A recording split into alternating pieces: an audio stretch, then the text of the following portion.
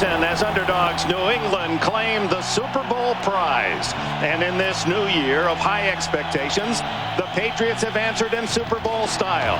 In an impressive home opener, they shut down the Steelers. Then last week, they showed the Jets that these Patriots indeed have the right stuff. Today, they aim to stop the Chiefs' Priest Holmes, last year's NFL rushing leader. It's the Chiefs and Pats next.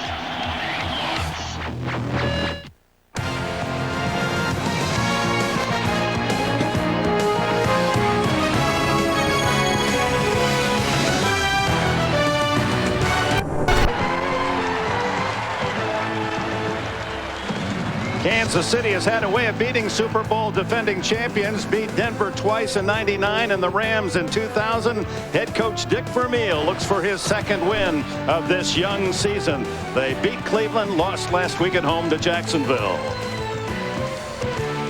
Enthusiasm abounds here in New England. Let's go down on the field to Bonnie Bernstein. Well, Dick, the Chiefs, Trent Green said he and his teammates have laughed about the size of the offensive game plan this week because of how complicated the Patriots defense is. He says their defense is like our offense. They do a lot of shifting, a lot of movement to try to make the other team go vanilla. So look for Kansas City to be conservative early. A heavy dose of Priest Holmes either as a running back, as a receiver out of the backfield, or they could very easily line him up wide, Dick. All right, thank you, Bonnie. The Patriots in the blue will receive to open this game. Patrick pass. Deion Branch are deep for the Patriots. And veteran Morton Anderson. He's become a legend and still playing at 42. Left-footed Dane will get it started in Foxborough. He hits it inside the 5 to Deion Branch, the rookie. To the 20, to the 30, and finally brought down at the 36-yard line by William Barty. Tom Brady, at age 25 now, out of the University of Michigan, off to a solid start. 5 touchdowns, only 1 pick in the first 2 games. Tied for the lead in the NFL with those 5 touchdown throws, and against the Jets last week. Solid numbers, a lot of those coming out of the shotgun formation, and he told us yesterday that in his dream world as a quarterback, the more guys that go out for a pass, the more I like it. I like to have 5 receivers every play, and that's how they start today. 5 receivers. Brady from the 35. The quick throw underneath is complete and twisted down. Deion Branch. Take a look at the starters for New England today on offense. Underrated offensive line of Light, Compton, Woody, Andruzzi, and Jones. In the backfield, Antoine Smith, Mark Edwards is the blocker, Brown and Patton the wideouts, and Christian Fourier is the tight end. But of course they've come in with the extra wide receivers for Bill Belichick here in this opening series. And they start out no huddle. They just come right up to the line of scrimmage and call a play. 2nd and 7. Brady, lots of time, and he's very patient, but short yardage on the quick throw to Donald Hayes, hit by Greg Wesley. The Chiefs quickly start defensively this way. Up front in the 4-3, Hicks, Browning, Ransom, and Clemens. They have only 1 sack this year. The linebackers are Bush, the veteran Patton, and Maslowski. The back 4 of Warfield and Barty at the corners, Belser, and the hard-hitting Greg Wesley at safety. We got to hustle to get through that when they don't go in a huddle, don't you? Out of breath already. 3rd down and 5. They come with a blitz. The quick throw is complete to Branch, and the rookie has a first down at the Kansas City 49. Boy, and they've got an injured player. I think that's Damian Woody. And this could be a real concern for the New England Patriots. A hot read really quickly by a rookie in Deion Branch. And that is Damian Woody there on the ground. And he was really hurt. He rolled over in pain. Damian Woody plays center and guard. There he is on the left side of your screen. Oh, and right there, falling on his right leg. His own teammate. Yep. And there's so much versatility in this offensive line, because when they go shotgun, Mike Compton comes into center. Damian Woody slides over to guard. If it's a running play or they're not in the shotgun, Woody then goes to center. And that is just part of playing on a Bill Belichick football team, whether it's on offense or defense. You play more than one position.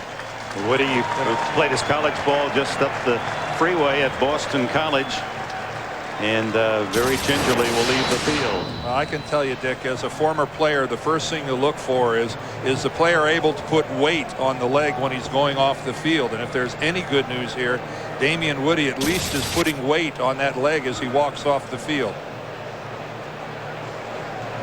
And as an offensive lineman, more often than not, when you have somebody fall on your leg, it is your own teammate. So congested in there, it happens with some regularity. So Adrian Clem will play the left guard, and Andruzzi moves to right guard for Woody. First down, first invasion of Kansas City territory on this series. Again, 5 wides, and flags fly, and an illegal procedure is the call, or false start. And that could be, with the injury to Woody, the change in the line. Clutch of the ball on the offense, number 77. 5-yard penalty. First down. Well, they actually got Mike Compton, the center, in the shotgun formation. He double clutched the ball. And sometimes that happens accidentally, where you put your weight on the ball on grass and it kind of slides a little bit. But any movement, that's the proper call. So 1st and 15, and Brady incomplete off the fingertips of Donald Hayes. Hayes, one of the many changes made in the receiving corps by Bill Belichick since the Super Bowl. Rebuilt the whole tight end position, brought in Donald Hayes from Carolina, where he was the top receiver for that team a year ago. And Charlie Weiss, the offensive coordinator for New England, just starting right up where he left off in the Pittsburgh game in the opener. Nothing but passes, nothing but the shotgun formation. Brady alone, only a 3-man rush by Kansas City underneath, and it is to Branch. He gains maybe a yard back to, or actually 5 plus the 1 after the penalty, so he's to the 48, 3rd down and 9. Ray Crockett, the veteran nickelback, made the tackle. Well, this was a no huddle. Looks like they're finally going to go back into the huddle for the first time. That's Charlie Weiss, the offensive coordinator. Here on 3rd and long, they'll go into the huddle and at least appear to be a conventional football team. But for the first couple weeks of this season, Charlie has gone deep into his playbook. They have run everything, reverses, reverse passes. They have shown everything. Again, 5 receivers. And now Kevin Falk moves from a slot to join Brady. And Brady looking long and then throws to the sideline, complete. Flag down as Branch makes another catch. It's a first down if. Well, Eric Warfield is really fighting for offensive interference. I think he's going to get it. Yes, he is. Eric Warfield was the corner to that side, and he's claiming that there was a push-off. Pass interference, 83. Offense, a push-off before the catch. 10-yard penalty, replay 3rd down. Deion Branch, who said when he came here as a 2nd-round pick, he thought, well, I'll play some special teams, but he has been very active as a receiver. Well, you can see it just right there in front of you that he takes that right arm and really that's why Eric Warfield's so late coming into the play. Let's look at it right here. Yeah, with the left arm, rather. He pushes him with the left arm, but boy, that's one way you gain separation. You can't take it and shove it like that. That was pretty obvious. More than a nudge, huh? The flag flies. More than a nudge. Down the middle, Brady, incomplete. Intended for David Patton, and Greg Wesley timed his move very acutely to knock it away. Well, if the crowd here at New Gillette Stadium, they were equipped with yellow hankies, they'd be flying, because the crowd sure thinks this was a hit that was early, and really that's awfully good timing by Greg Wesley. If you slowed it down to millimeters and microseconds, maybe he got there a tad early, but in the NFL, that won't get called, because as it happens in real time. Well done. Ken Walder to kick. Dante Hall, a speedy return man for Kansas City. Beautiful high spiral. And Hall fair catches at the 12-yard line. A 47-yard punt, no return. Greg Wesley, the 3rd-year safety from Arkansas Pine Bluff, with a hit to stop the New England drive. So the Patriots drive stop. Damian Woody, you see him there. They're taping his ankle. Appears as if he might be coming back. Good news for the Patriots. Trent Green and Kansas City starting from the 12. Priest Holmes. Who else? And he draws a crowd and absorbs a 2-yard loss. Steve Martin leading the charge. Green played his college ball at Indiana out of high school in St. Louis. Trying to improve on that touchdown interception ratio. He led the league in interceptions a year ago with 24. Last week in the loss against Jacksonville, 1 touchdown throw and a couple of picks. Tony Richardson, the fullback, in motion, and it's Holmes the other way.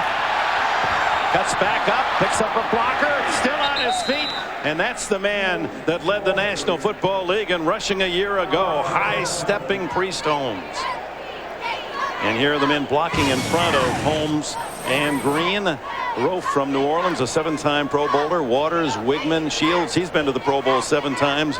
Big John Tate at right tackle. In the backfield, you've seen Holmes on the first 2 carries. Richardson, normally the blocker. Kennison and Morton, 2 new wide receivers for Dick Vermeil this year. And the All-Pro Tony Gonzalez at tight end. Now Gonzalez has an injured wrist, Dick, and he's wearing a cast on his right hand.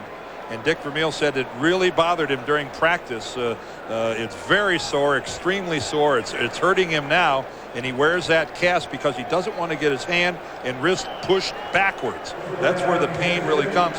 We'll have to see how it affects his ability to receive and block. There you get a good look at it there on the right hand. It's to keep his hand from getting pushed back. Now this was last week. This was last week, and you can take a look at it right here. It happened a couple plays before that, but that really aggravated it. You can see how much it hurts Tony Gonzalez. And meanwhile, Dick, one of our officials is dropped to the ground here at the stadium. It appeared Eddie Kennison, as he was running to the huddle, made contact with him. Get the number of that truck. What? The officials as listed on our program are not the officials totally on the field today. We don't have a. Yes, we do. That's Paul Widener, the linesman who went down. It's like he being checked just under the eye. Tough enough when play is underway, trying to dodge these behemoths, and now in the interlude between plays, and last time you would expect to have someone make contact with you. Might have been the tight end Billy Baber. Gives us a chance to mention Kansas City fans may be wondering what happened to Jason Dunn. Dunn injured a muscle in the weight room and will not play today, and Dick Vermeil said that's a costly injury because he is key to the Kansas City running game, an outstanding blocker. So Baber is playing in his spot, and it may have been Baber that ran into our linesman.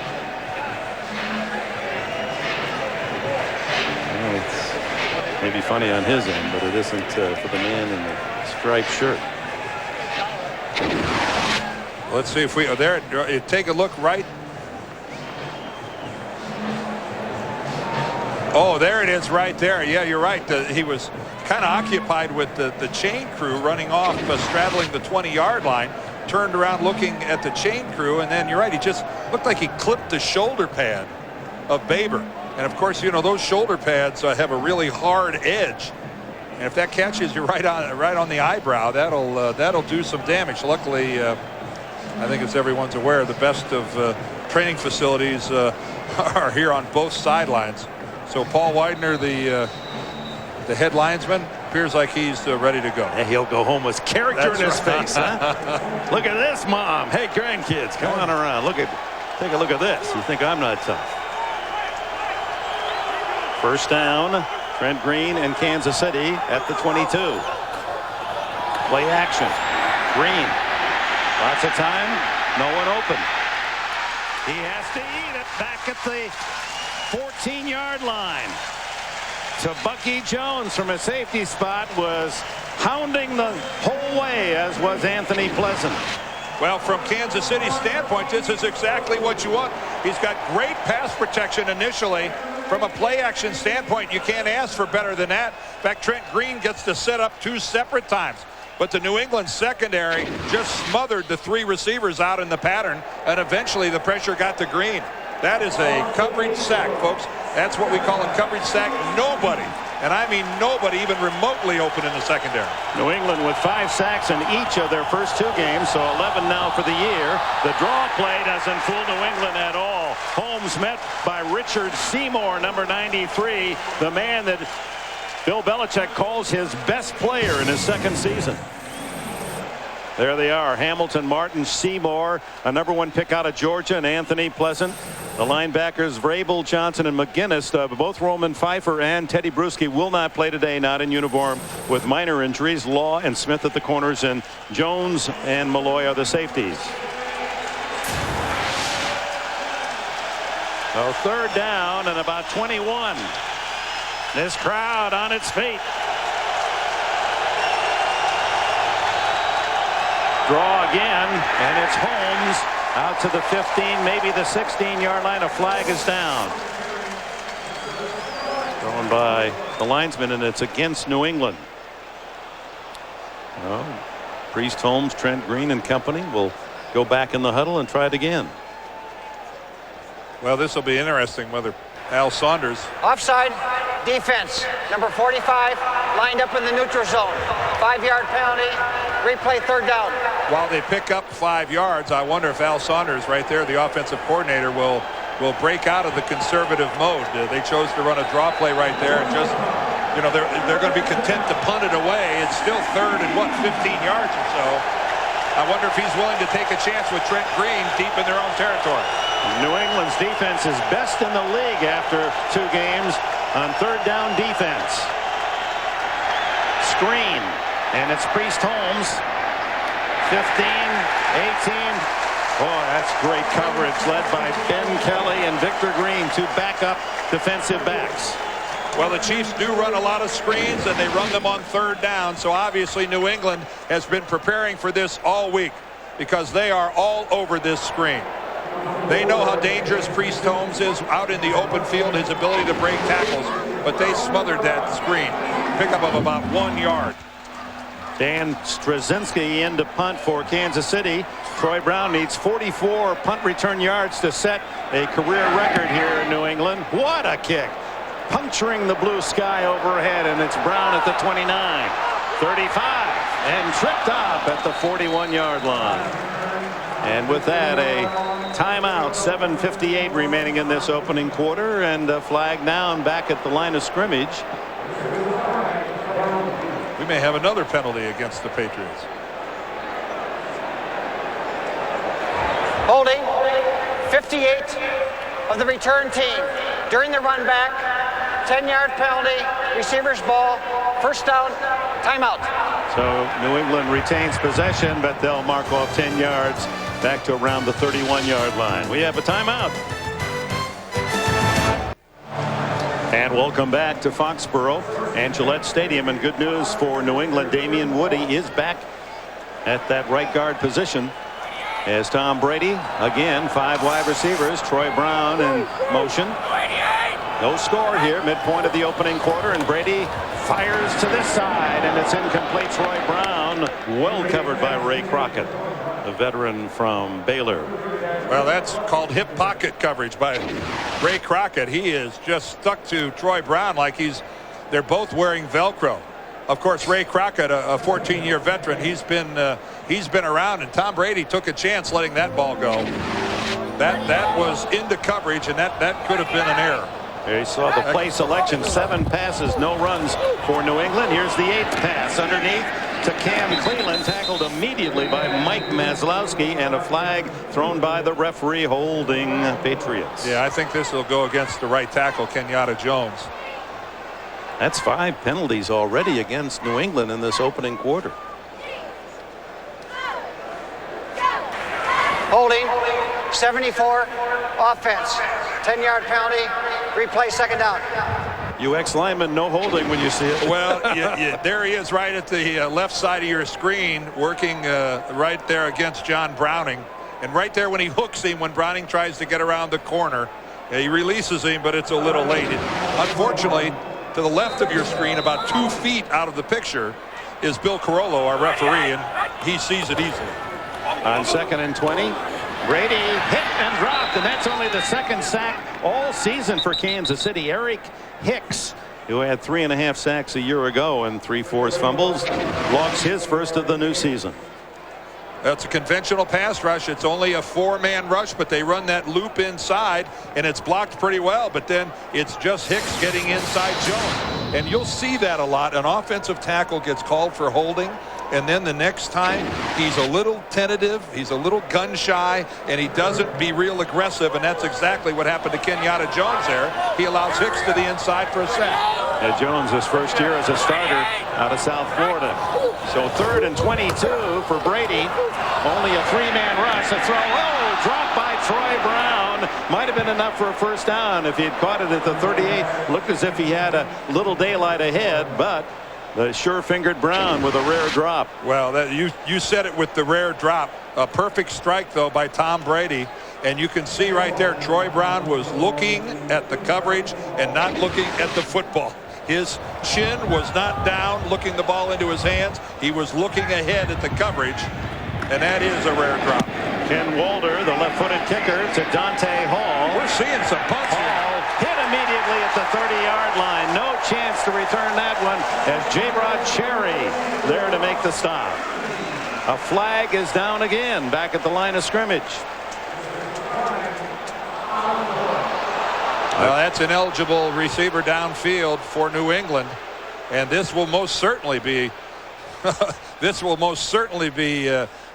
Chiefs are going to take it. They'll want another punt. They're not going to settle for a 0-yard return. J-Rod Cherry was the only Patriot really downfield. Had he not been there, there was plenty of running room for Dante Hall, so the Chiefs will get another chance. That's Brad Seeley, the New England special teams coordinator, and you just hate to see a good effort wasted. On the kicking team, illegally downfield, 53. 5-yard penalty, replay 4th down. A lot of coaches aren't happy with 6 penalties in a game. New England 6 already in the opening quarter, and we have 7 minutes left in this first period. That's Larry Izzo that gets called for the penalty, the #1 special teams player for the Patriots. So Walter from the 5-yard line, high, and Hall at the 39. And tackled at the 42, so he gains about 10 yards after the penalty, and Larry Izzo down there to make the stop. Time out in New England. Back at the house that Bob Kraft built, Gillette Stadium in Foxborough. Celebrities, athletes, actors, they love the game of football, and each week NFL.com spotlights their stories. This week, Ethan Zahn, winner of Survivor Africa, talks about growing up a Patriots fan and why he loves football. Only at NFL.com or on America Online. Quick throw, and Priest Holmes is out to midfield, and a gain of about 8 before Mike Vrabel can bump him out of bounds. Well, there's lots of food stands, lots of merchandise, and a little museum as well here. The old Patriots logo and some of their stars of the past. And folks buying up that Super Bowl jerseys and hats. Well, they've done it right. Robert Kraft took us on a tour yesterday. It is a magnificent stadium. If he built this house, he could build my house. It is a beautiful place. Priest Holmes picking his way, needed a couple for a first down. He appears to have gotten that much to the 47. Dick, here's an overview for the Chiefs right now. I think that's really important. They're on the road. They're an underdog. They're playing against the best team in football. They're playing against the defending champions. They're in New England territory. New England is helping them out a little bit here. New England with 6 penalties already. They're showing some signs of maybe being vulnerable. You've got to capitalize on this kind of field position early in a game. Chiefs may not get that many good looks at it. The toss is to Holmes. And Holmes down to about the 42-yard line, where Pleasant and Hamilton, the 2 ends, make the tackle. Well, you can see Kansas City, how they rely on Priest Holmes. All time, look at that. Rushing yards from scrimmage, carries a gain more than 10 yards, and his 7 100-plus yard games. He trails only the great Christian Okoye in that respect. But this is so critical now for the Chiefs. I know it's still the first quarter of the ball game, but they've got a chance. They've got a chance to be in this game early. They've got to capitalize on this. Tony Richardson, the only back with 3 wides to the right, and Green on 2nd and 6. Tucks it away and crosses the 40 to the 39. Matt Chatham, an extra linebacker, played at South Dakota, made the stop. Well, again, Trent Green drops back, and initially his protection is good. It's just a basic 4-man rush by New England. He gets a chance to survey the field and finds nothing. But right now, once Green is on the move, New England has accomplished their goal. Trent Green on the move is not nearly as effective. And again, why is he out of there? It's because they can't find anybody open. Although right there it appears that Tony Gonzalez was open. But the New England secondary on top of it. Priest Holmes, but it's a handoff to Dante Hall, and Hall, an all-purpose player. He lines up in the backfield. He was on a wing that time and takes the handoff and scoots for a first down. Well, that's because he runs right through a half-hearted attempt at a tackle by Terrell Buckley. Buckley had him for no gain whatsoever. Dante Hall, a little bitty guy, but watch Buckley right here. That's, you know, he just puts a move on him. I know he's shifty and everything, but Buckley had that play read. He needs to make that tackle. Normally, this is a very sure tackling secondary. Now, T-Buck over his career, a great interceptor, but not a great tackler. 13 yards and a first down, and then Holmes is stuffed in the backfield as Bobby Hamilton, the veteran former Jet, led the NFL in 2000, most tackles by a defensive lineman. He's one of the many players that Bill Belichick has known much about, brought here to New England, and developed an outstanding football team. Well, the Patriots are getting such wonderful production from their defensive line. They use a rotation. Guys like Bernard Holsey, Jarvis Green, a rookie, Pleasant, Seymour, Martin, Hamilton. They all rotate in and out. And, of course, then they got Willie McGinnis, who's such a able pass rusher. Give to Holmes. He tries the middle and is down to the 21-yard line, about 5 yards shy of a first down. Green, Victor Green, and Bobby Hamilton with the tackle. Well, have the Patriots been shutting down the run? Why don't you ask Curtis Martin and Jerome Bettis? I think they would say, yes, they have. The bus only 35 in that Monday nighter on opening weekend, and then Curtis Martin last week in a near perfect game by the Patriots as they just destroyed the Jets. Well, the Jets only had 1 first down rushing. That was a clinic. 3rd and 5. Hall again in the slot. Johnny Morton in motion. Green, incomplete. Misses Morton. Did that little inside move and then the quick break outside, and on comes Morton Anderson, the veteran kicker out of Michigan State, in his 21st season. He's made 15 in a row going back to last year with the Giants. Well, that was a problem last week for Kansas City. They were missing some receivers that were open. Trent Green not missing them by much, but that was the case there. Johnny Morton had run a pattern and was open for a first down, and Green just missed it. It's a 39-yard attempt by Anderson, who's second in history in most field goals. Boy, he just has money off the bench and into the bank. Anderson and the Chiefs take the early lead as this 68,000 in New England very quiet. First quarter. Land of the Minutemen, the Patriots. Thought they were having a reunion of some of your former broadcast partners. I could name them all. Well, that Concord-Lexington battle, what a game. Oh, I tell you what, you had to be there. You had quite a vantage point, didn't you?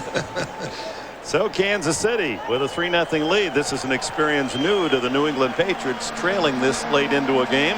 2 minutes 15 seconds remaining in the opening quarter. Patrick Pass and Deion Branch are deep for Anderson's kickoff.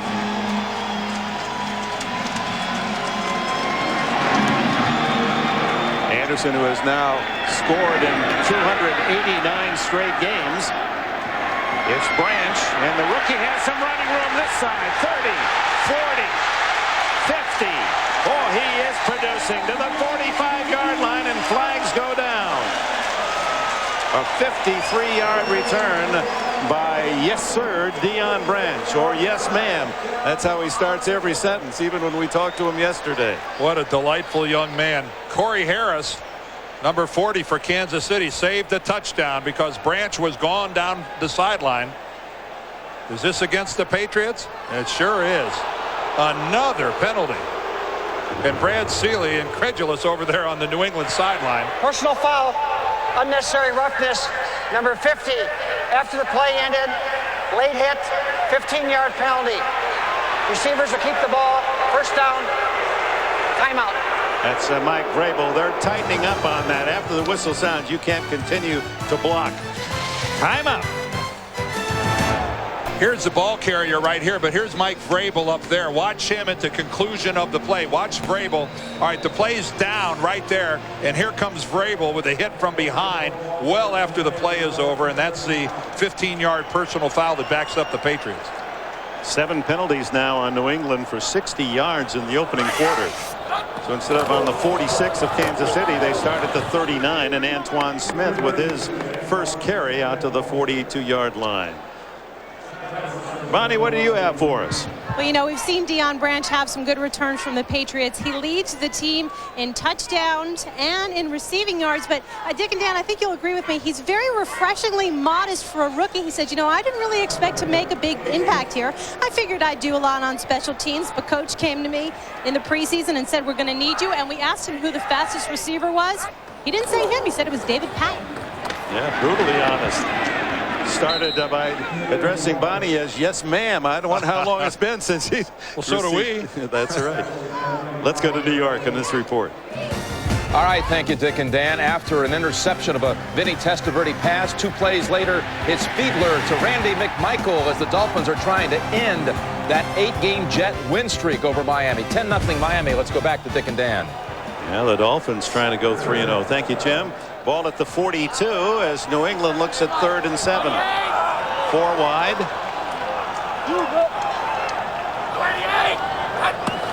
Tight end Fourier in motion. Brady stands in the pocket, intercepted by Maslowski, and the linebacker for the Chiefs is at the 30 and bumped out of bounds at the 26-yard line. Mike Compton may have saved a touchdown as Mike Maslowski from Wisconsin Lacrosse, getting his first season as a starter at that linebacker position, has his initial interception. And there, I really didn't even see the intended receiver as Tom Brady. He knows he's got pressure right up the middle, launches it right across the middle, and I see no one that he was intending that ball to other than Maslowski. You see Troy Brown, who's deep. I guess maybe Troy Brown was the intended receiver. If so, that ball was about 8 or 9 yards short of where it needed to be. Now, he couldn't step up into it because he was being hit by Glenn Cadrez, but still way short of the intended target. So Kansas City with a turnover and trying to capitalize, leading 3-0 here in the final minute of the opening quarter, and it's Priest Holmes on first down. Bernard Holsey, who played his college ball at Duke, made the tackle, and Maslowski being congratulated. That's his first NFL interception. Well, the Patriots are doing everything they can do to be gracious hosts. Between the penalties, field position, turnovers, they're serving everything right up to Kansas City, saying, gentlemen, I know you're big underdogs, but we'd like you to be in this ball game. I don't think that's quite the hospitality that Bill Belichick and Bob Kraft had in mind for their visitors from Kansas City. Brady's second interception this season. It's Holmes again. Great cutback runner, and he's inside the 15-yard line and a first down. So the Chiefs will be in excellent scoring position when the second quarter begins. The end of the first period here at Gillette Stadium with the score Kansas City 3, New England 0. We'll return after this message and a word from your local station.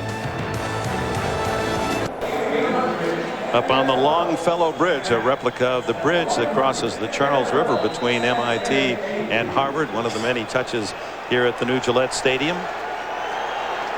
Look at that. Not good when you've got more than twice as many penalty yards on offense. That's a miserable quarter. Open the second period. First down for Green in Kansas City. The throw to the end zone. Touchdown as Eddie Kennison Kennison, the veteran from LSU, playing his first year in the red and gold of Kansas City, has his initial KC touchdown. Well, working against the veteran Otis Smith, and Otis, you know, he didn't bite. To his credit, he didn't bite on that initial hitch by Kennison, but then he lost track of the football, and he just had the misfortune of when he turned to try to find the football was already there, and that turn cost him being able to defend the play. And Trent Green, I heard Dan Marino in the pregame say, you know, you find your guy and let it fly, and that's what Green did right there. He found his guy, let it go, and let him make a play on the football. A 14-yard touchdown pass to Kennison, set up by the Maslowski. Interception, 10-0 Chiefs.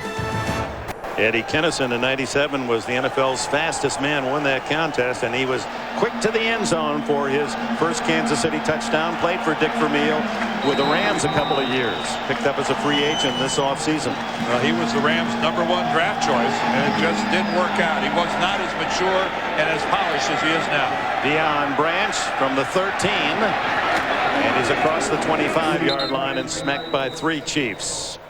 Saturday, after Tim and Spencer on Olympus College Football Today, you'll see the Kentucky Wildcats take on the Florida Gators. For more, go to CBSSportsline.com. America Online keyword CBS Sportsline.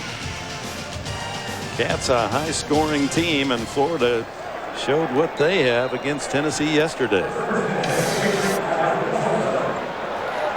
Oh, the Patriots, first time they've been down by 10 this season. Super Bowl champs start from the 27 with, again, 5 wide receivers. Brady alone in the backfield.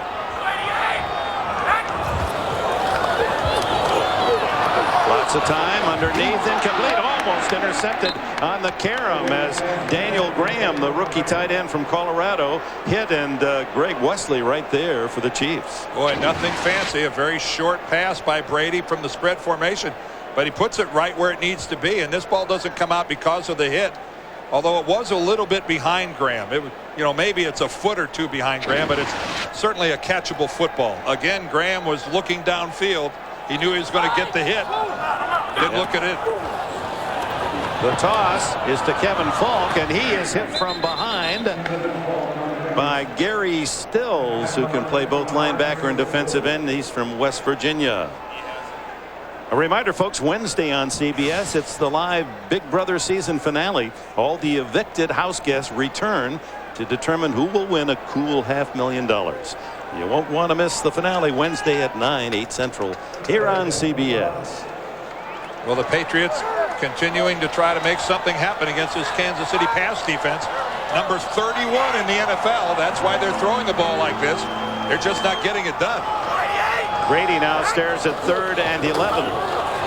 Pressure, he gets away, throws underneath the Brown, but that won't do it at all. Only a gain of a yard. It'll be 4th down and 10, and this Kansas City Chief defense has come to New England with a terrific game plan. I'll tell you one thing, the Patriots are getting from the Chiefs, and that's their A game. And that's what happens when you're the defending world champion. Forced to step up into the pocket, again hassled from behind Tom Brady. Just nothing left but a dump off. Kansas City, though, they got nothing to lose, and the Patriots are going to see a lot of this. Walter, his kick takes a Kansas City bounce, and this will not please the special teams for New England either. The Chiefs have it after a 27-yard punt at their own 45. Back at Gillette Stadium on a beautiful football day, temperature in the low 80s as the Kansas City Chiefs open with a 10-0 lead. We're early in the second quarter, 13:26 to go, and the Chiefs, after the short punt, start at their 45. Green underneath to the tight end Billy Baber. That's his first catch of the season and of his career. Tight end for the Jason Dunn, who's injured. Are you winning your fantasy matchups, gang? Well, get real-time scores and stats for your fantasy team at CBSSportsline.com or on America Online. Enter keyword CBS Sportsline. And already quickly into New England territory as Charlie Weiss and Tom Brady try to figure out what they're going to do next time they get it. But right now, the New England defense is on this field and having to play more than they'd like. The toss is to Priest Holmes, and they stretch it out. And Holmes ducks out of bounds at about the 47-yard line. That'll leave them with 3rd and 2. The Patriots aren't surprised, Dick, to see Priest Holmes out there by the sideline. They believe that Priest Holmes isn't going to hurt them between the tackles, that he hurts teams with his speed when he bounces it to the outside. So the Patriots have worked all week long in defending the perimeter, that one guy will get him to bounce and then everybody swarms to the outside. Of course, their head coach knows a little something about defense. He and Romeo Crennel have put the hex on everybody else. And they masquerade the look so very well. Tough to read. Trent Green said, "You should have seen my playbook. It was huge this week." And Green had no offense for that charge as New England poured through linebackers Vrabel and Johnson. Well, it's apparent when Trent Green drops back in the pocket that he just doesn't see anything downfield that he likes. He's surveying the field. Look at his head going left, right. He had time to throw the football. Then the pressure gets to him. There's Eddie Kennison trying to get away from Otis Smith. Can't do it. Smith is all over him. More often than not, when Green has gone back to pass, he has found nothing he likes downfield except for the touchdown pass to Kennison. And that's going to be a false start. It appeared that one of the linemen for Kansas City leaning back. Well, we have a moment. Let's credit number 99 of the Patriots, Bernard Holsey. He was the man who overpowered the blocking to get to Green first, and then the linebackers came in to finish the sack. False start. 51. Offense. 5-yard penalty. 4th down. Another superb personnel pickup for the Patriots. I mean, Holsey's a guy who his last productive football was in the Arena League, and then all of a sudden they find him, they resurrect him, and he's not just giving them minutes, he's giving the Patriots quality minutes. From the Dallas Desperados to the Super Bowl champions. Straczynski scuffs that one off the side of his foot. Another flag. A flag down as it bounces away from Troy Brown and out of bounds between the 20 and 25-yard line. No, they're going to mark it up outside the 25. At the 29, now check the yellow flag. Now this flag came deep out of the secondary. So you got to wonder if this involved one of the sprinters on the outside, Brad Seeley's apoplectic.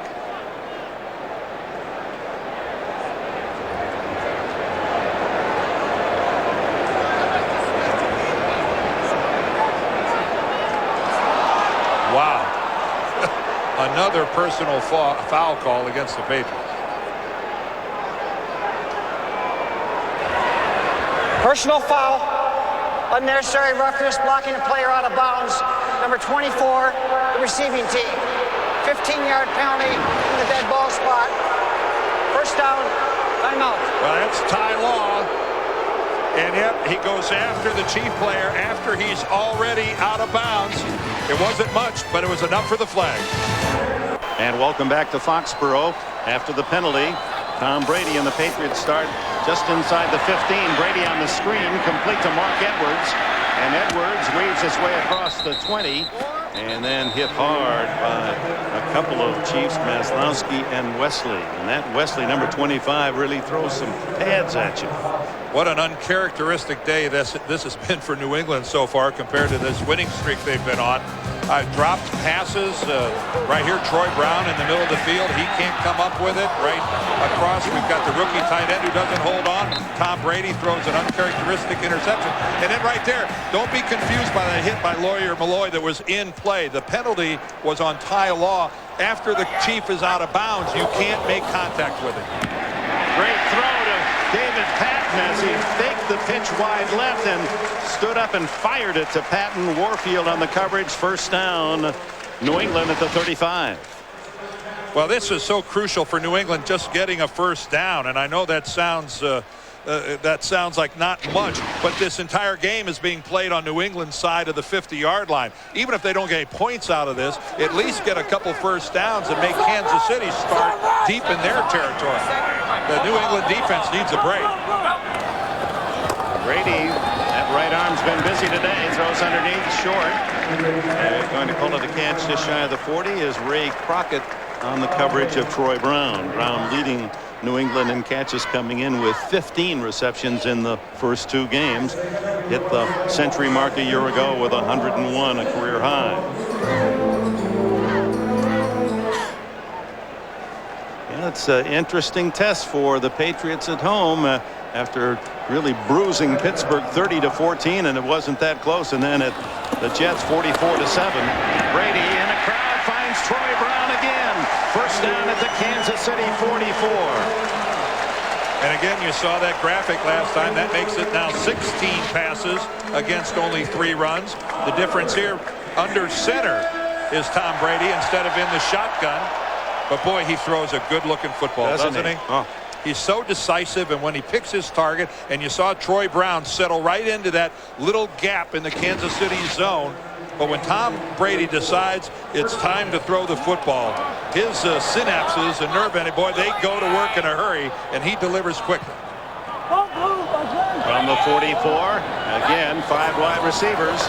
Brady underneath to this is to Donald Hayes, and Hayes with decent yardage on the first down throw of about 8 yards before William Barty at the corner can make the tackle. I'd like to yesterday when we talked to Dick Vermeil, and he described Brady at 25. He used the word polished. Yes. And not afraid. He said he has a great time clock, that he doesn't panic when he has time, which is an interesting. When you don't have time, yes, you panic. When you have a lot of time, quarterbacks panic too. He doesn't. And Dick Vermeil's seen a few quarterbacks in his 65 years. Tosses to Antoine Smith, and the big running back able to barrel around that right side for a first down. Maslowski with a tackle, and the Patriots move the chains. What was that? Was that a running play? It's not many of those seen here. The 4th one of the day by the Patriots. They actually ran the football there, and they picked up a first down running the football. 3 whole yards. Wow. From that Longfellow Bridge in the end zone down into the field of play. Boy, there are all great seats here. Of course, the Pats are coming right at you, folks, down in that end zone. 6 straight passes completed by Brady. Make it 7. Troy Brown to the 23-yard line. Close to another first down. And finally, the crowd here at Gillette Stadium is getting a reason to cheer. They're going, now that's what I'm talking about. That's the team I've seen the last couple of weeks. Troy Brown has been doing it here in New England for all 10 of his years. What a wonderful, all the problems they had with Terry Glenn. It was Troy Brown who every week came to work. The guy who would go across the middle, the guy that would just give it all week in, week out on the returns. What a solid professional Troy Brown is in this league. That catch good enough for another first down, as Brady on a streak of 7 in a row completed. Another, this to Kevin Falk. It's a touchdown.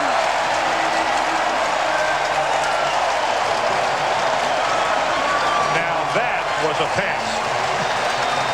Led Kevin Falk beautifully on the run, and the halfback scores. Well, Kevin Falk right there on the right flares out. He's going to come in behind 2 Patriot receivers that are running a, kind of a pick pattern. And Mike Maslowski, who's got the coverage on Falk, he gets caught up in the flow and just can't get all the way across the field. But a perfect pass. That was like a waiter delivering a drink to your table, sitting it right on the tray, right in your hands.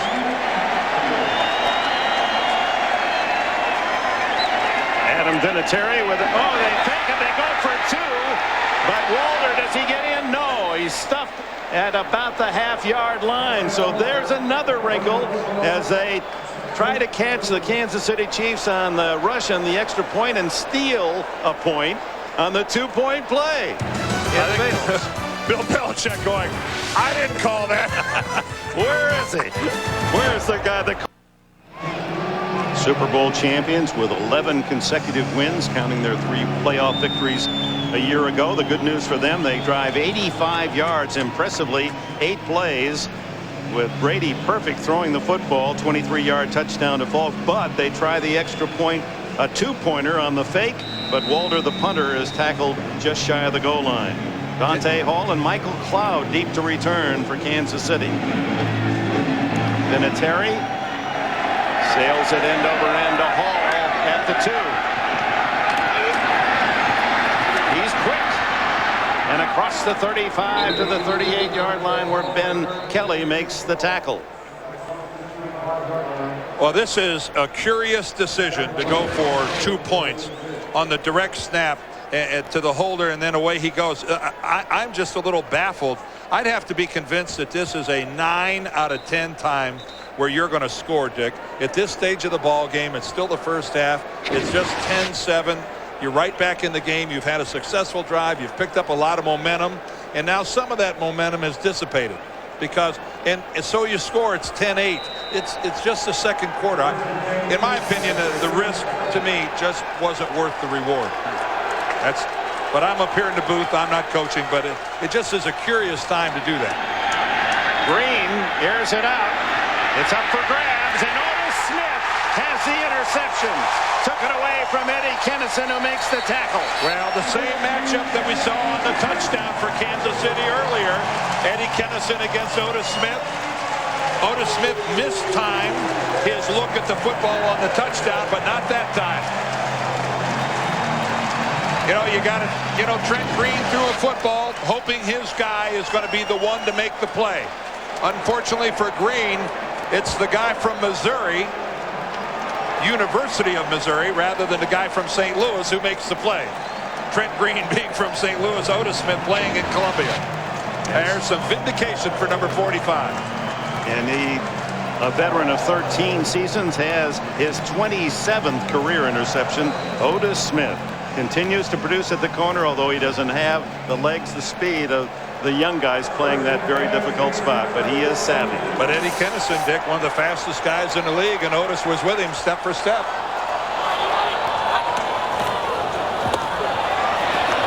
And another completion. Mark Edwards breaks one tackle, two tackles, and barrels ahead, and they love it in New England.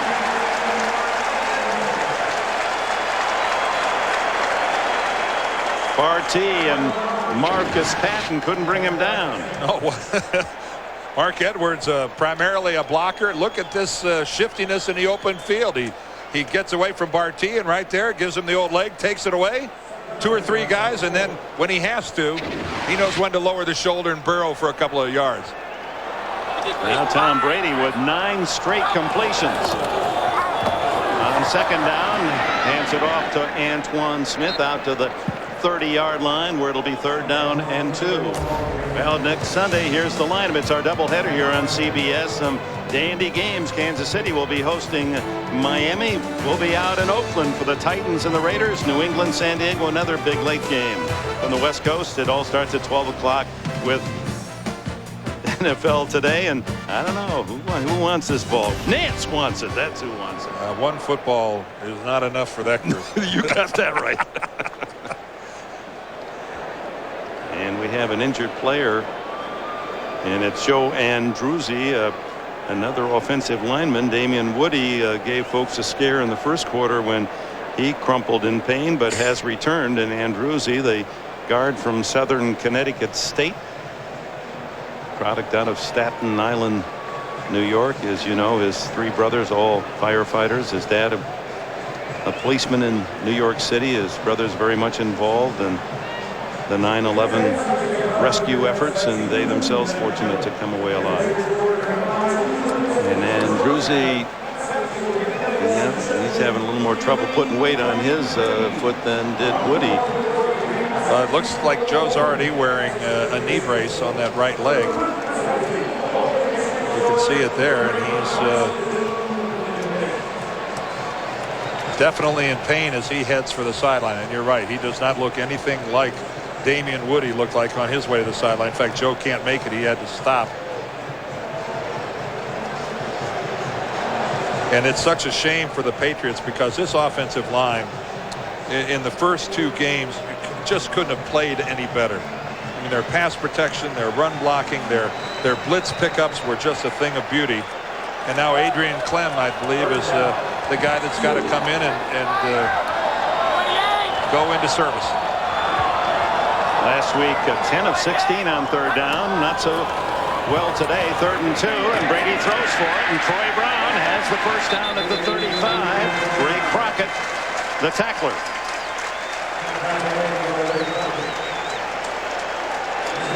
Ten in a row now for Tom Brady. Completions.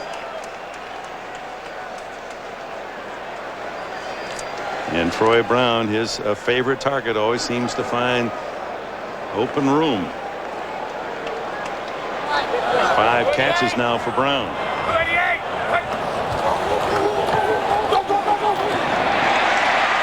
And it's Brown again to the 43-yard line, 8 yards on first down. Patton and Barty collaborate on the stop. You know, they're high percentage passes. He's not exactly stretching the field with this passing game that the Patriots are running, and it really takes a toll on your receivers. You got to have some guys.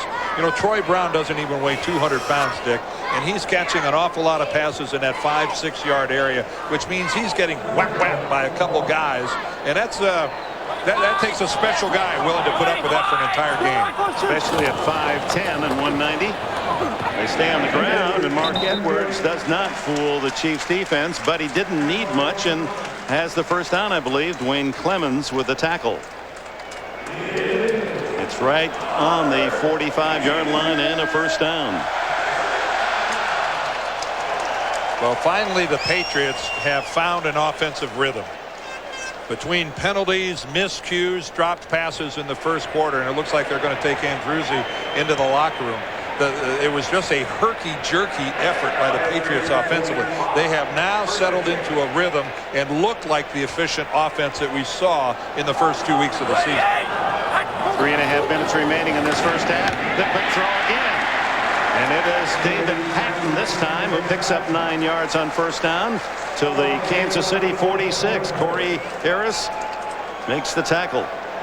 Well, tomorrow is Premiere Monday on CBS. Don't miss television's most anticipated new drama, CSI Miami. It stars David Caruso and Kim Delaney. Premieres tomorrow night, 9 Central here on CBS.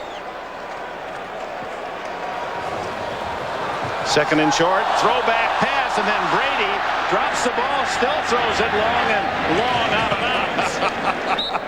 Now, was he out of the box there when he threw that one away?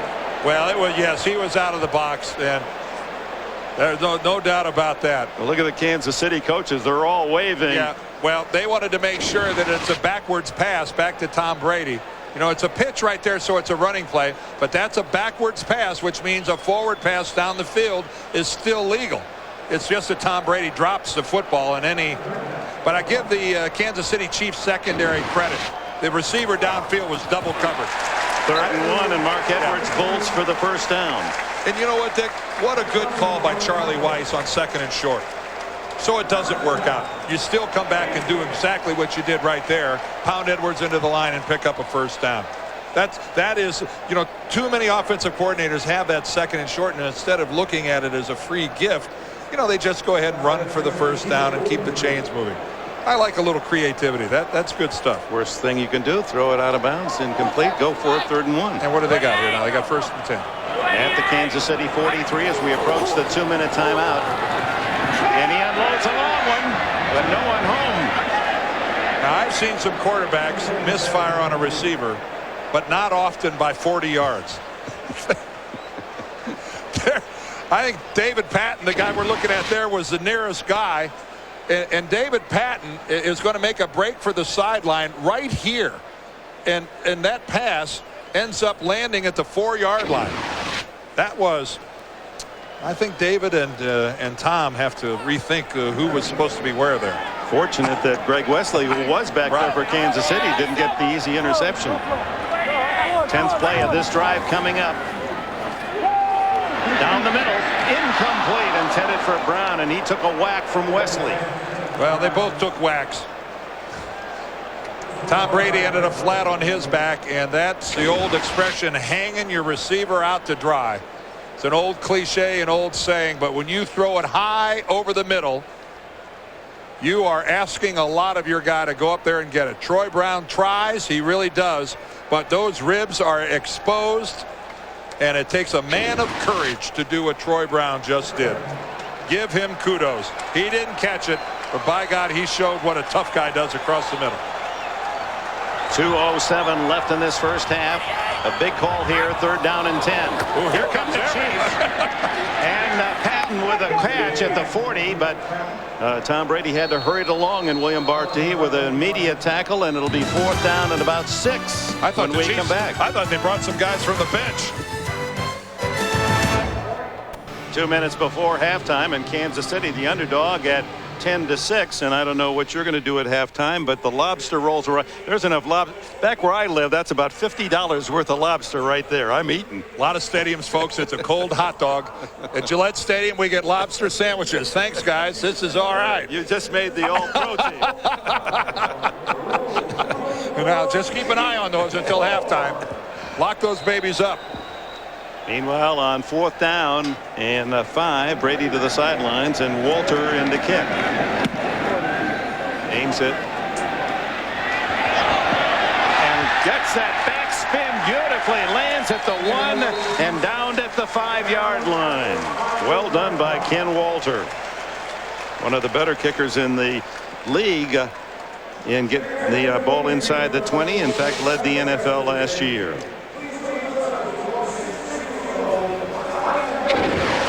Well, Dick, this is what I try to do with a balata ball and a sandwich. Only more often than not, I scull it right through the back of the end zone. That's the way you drop it right down there. That's the way Tiger and the guys do it. Have it hit and stick. So Kansas City with a 4-point lead as an underdog on the road, and 1:49 left in the half. Have the ball at the 6-yard line. We'll see how conservative Dick Vermeil plays it. On the road with a lead. I don't think we'll see Dick be too crazy here. This is normally where Tony Gonzalez comes into play. And, you know, we told you early about Tony's wearing a cast on his hand and how it would come into play. There's a look at that cast. Well, Gonzalez has no receptions. Tony has no catches so far in the game. And if they were to find him, this would be a pretty good time. Let's go down to Bonnie Bernstein. Well, Dick, if you didn't see left cornerback Eric Warfield on the field for the Chiefs the last defensive series, it's because he suffered a calf injury. He's already in the locker room getting x-rays. I'll try to get an update for you after halftime. All right. Thank you, Bonnie. Kicked in the calf. Ooh. Eric Warfield, the starting corner for Kansas City. So a timeout called apparently by the officials. They're reviewing the punt. Did it hit the goal line?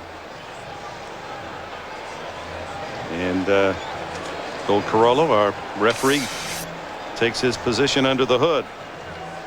Keep in mind, because it happened inside the 2-minute warning, this is being initiated by the replay official upstairs and not by a challenge from either one of the coaches on the sideline. All right, there's the ball. It hits the 1. Now the question is, when a player... Yeah, that looks to me like that was a legitimate clean play by the Patriots. But again, this is initiated from the replay official upstairs here in the booth. And you saw the man flying through the picture. That was T-Bucky Jones. Here's the starting safety, and one of the many values that he brings to this team as a big safety, how fast he runs, and a great special teams player. You know, there's always the issue of the player who touches the ball. Is he clearly in the field of play and not in the end zone? There's Gerard Cherry. Right. He's not at issue here. Here's T-Bucky Jones. He doesn't touch it. I don't see how. Not even close. No one's even close to the end zone in this respect. Larry Izzo finally downs the ball. Yeah, the ball hits on the 1-yard line. I don't really see what's under review here. After reviewing the play stands as called on the field. First down, Kansas City. See, that to me appeared to be a pretty open and shut case. I don't know why the replay observer felt that had to be looked at by the referee on the field. Reminder coming up, the Nextel halftime report. Join Jim, Dion, Dan, Boomer, special guest Jerome Bettis. All the scores and highlights coming up on our Nextel halftime report. Priest Holmes, who else on first down, gets a couple. Bobby Hamilton around New England ankles. should call a timeout. New England should call a timeout. They don't yet, and they have all 3 remaining. They've got all 3 timeouts left. They've got a real good chance to get the football back in good field position. Maybe Bill Belichick said this has been for him a disastrous first half.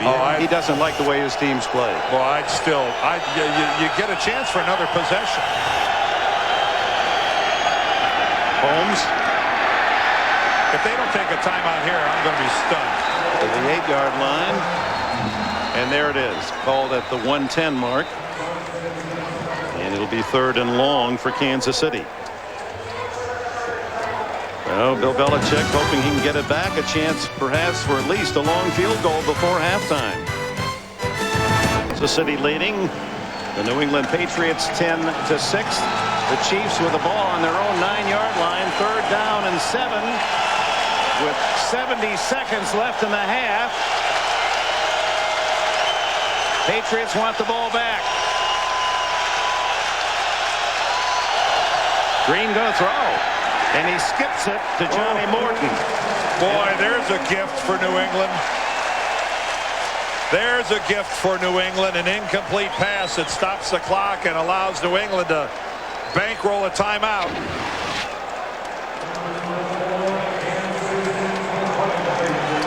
Play action. Green with all sorts of time and just overthrows the ball. And again, those are some of the problems that have plagued the Kansas City quarterback. Troy Brown back at midfield. Straczynski kicking out of his own end zone. And he doesn't hit this one very well. And Brown up to the 46. And tackled at the 41. So good field position. 56 seconds and 2 timeouts for New England. Straczynski looks like he's walking off the field a little gingerly. Under no hurry to punt the ball. Came down awkwardly, and you saw him kick himself in the left shin with his right foot. That was untouched, but certainly an awkward landing. Loss of style points. Dick, I think that was about a 6.8. That was not happy with the kick either. He's had 2 bad ones in a row. 4 wide receivers from the 41, and that's usually a false start.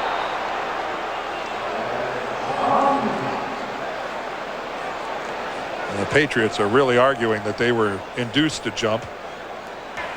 False start, 65, offense, 5-yard penalty, first down. Overruled. 9th penalty of the half for New England. A reminder, next Nextel at the half coming up. We get all the scores and highlights. We'll be back in New York with all of our experts all on their way to the Hall of Fame, including Jim Nantz. So stay tuned for the Nextel halftime report. From the 46, Brady underneath, wide open is Brown. And Brown has close to a first down at the Kansas City 38-yard line before Meslowski can make the tackle. 2 timeouts left. They hurry it up. 42, 41, 40 seconds left before the gun.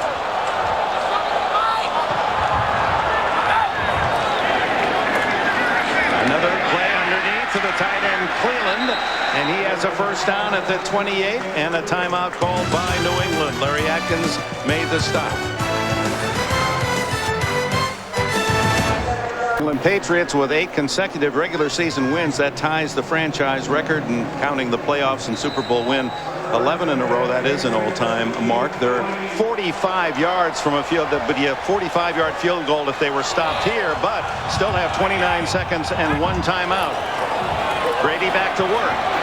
Again, wide open over the middle. Patton, and he's inside the 20-yard line to the 19. Maslowski makes the stop. Brady signaling just to spike the football here to keep the timeout. Now this will give him a chance to go for the end zone if he wants to. 13 seconds left. Well, the Chiefs just sitting in a 3-man rush, dropping 8 and letting everything happen in front of them. If you've got 8 guys back in defense, though, I don't know that you can just automatically concede an 8 or a 9-yard completion without being contested at all. And there is money in the bank. Adam Vinatieri, is he ever? Brady, of course, threw the touchdown to Falk on the last trip down here. Looks to the end zone, and is hit as he throws. Incomplete as Dwayne Clemens, the veteran from California, number 99, got to Brady early. So 10 seconds. Time for another play, but they're not going to risk it. They bring in Vinatieri. Few things more frustrating to an offensive line and to offensive coaches than having your quarterback get steamrolled by a 3-man pass rush. You've got 5 guys blocking 3 and your quarterback gets dropped. I've been there before. That's an embarrassment. It's a 37-yard attempt by Vinatieri, who's hit his last 13. Make it 14, and dead center Vinatieri, who had those dramatic field goals against the Raiders in the snowstorm, and then that beauty in the Super Bowl to win it on the final play. Well, it'll be a tie game now at 10-10. Don't forget the Patriots took a chance and went for 2 after scoring their touchdown and didn't get into the end zone. So they still trail by a point, which would have been a pretty routine tie. We talked to Vinatieri about the field goal. He said, I dreamed I would kick a Super Bowl winner 100 times the night before in New Orleans. And was that one ever true? It just, you couldn't have drawn it any better than that. Right over the camera on the upright post. And of course, on the heels of what he did in the AFC Championship game against the Raiders in the snow. That was the one he talked about. He said that was the tough one. What did he say? Actually, that was the playoff game. That was but I've just never, the one line drive in the snow, it was like you couldn't make anything like that up. You couldn't. It was like a movie. The snow falling, the knuckleball that just wouldn't come back to earth. It just went and went and went. And what did Adam tell us? He said, you know what, realistically, if I kicked that 100 times, I'd be fortunate if I made it 10. And 1 out of 10. Yeah. But he came through when it really counted. There's the onside kick, and taken by Monty Beisel, the linebacker, out to the 43-yard line. And that's the end of the first half. Kansas City Chiefs, surprisingly, here as a sizable underdog against the red-hot Patriots, will go to the locker room with a 10-9 lead. Although Tom Brady and the Patriots scoring the last 9 points of the half. I think that Bill Belichick's message will be simple. Gentlemen, if we stop making penalties, if we stop hurting ourselves, we'll win this football game going away. Whether that proves to be true or not, but you just can't play that recklessly. Let's go to Bonnie Bernstein. I don't know, with the cap problem, safe to say this might be a sticky situation. We have a problem, a serious problem. And how do you deal with it? Well, we try to get the 46-man rule changed so the players we have on our roster can suit up and play. That's the #1 way we deal with it, but we don't. So we'll try to get a safety ready to play and help us out there. But it's a problem right now. Hopefully that Crockett can come back and play. You know? All right, Coach, thanks. Thank you, Bonnie. Dick Vermeil, obviously lots on his mind, and he wants all 53 guys to be ready to play on Sunday, so you avoid a situation like this. But meanwhile, the good news for Dick Vermeil, his team leads by 1. Coming up next, the Nextel halftime report. Still Kansas City leading the New England Patriots 10-9. And Tom Brady started 4 for 10, Dan, and then finished 16 for 21. Well, we talked about them finding their rhythm as they moved through the second quarter offensively. But let's be realistic, Dick. You've committed 9 penalties. You threw an interception that the other team ended up with a scoring drive for a touchdown, and you're only trailing by 1 point at halftime. Right now, the New England Patriots have to feel pretty good about themselves. And Brady seemed to pick Kansas City apart underneath on that 85-yard drive. Well, the Chiefs, by and large, were dropping 8 people back into coverage, and he was just picking them apart underneath. A lot of the heavy work being done inside by Troy Brown, who shows he's not afraid to go in and catch a football and then get tattooed. And then just a beautiful over-the-top pass to Kevin Falk that ends up with a Patriot touchdown. You can see the wide receivers are really bearing the brunt of the New England passing game, but a lot of those have been short. But, of course, that one big one to Kevin Falk, just a picture-perfect pass by Tom Brady to his running back. Let's go ahead and look at the numbers here generated by these teams in the first half, and you can see the disparity between running and passing by both the Chiefs trying to run the football, not having a lot of success with Priest Holmes. For New England, it's all passing. But the 9 penalties for 80 yards. the Chiefs are doing what they have to do on the road. They're not being foolish with the football. They're not killing themselves with penalties, and they're hanging in there with a lead. That's all. If Dick Vermeil knew that he'd have the lead at halftime here in Foxborough, he would be a very, very happy guy, and I'm sure he is, although we're going to have to see, Dick, how the cornerback problem plays out with injuries to both Crockett and Warfield. Yeah, Dick was candid with Bonnie Bernstein as he left the field before halftime about his concern whether or not Crockett and Barty could return. Make that Warfield the other injured player. Down to Dante Hall as Kansas City gets it to start the second half, and Hall's got running room. 40, 50 by Vinatieri, still on his feet, and tackled from behind at the 37-yard line by Terrell Buckley. And what a return to open the second half by Dante Hall. Well, the Chiefs had the field position advantage for the majority of the first half, and here they go, thanks to Dante Hall, with outstanding field position to start the second half. Now, this is not fair. Against the kicker, Adam Vinatieri really has no chance in the open field against a guy like Dante Hall.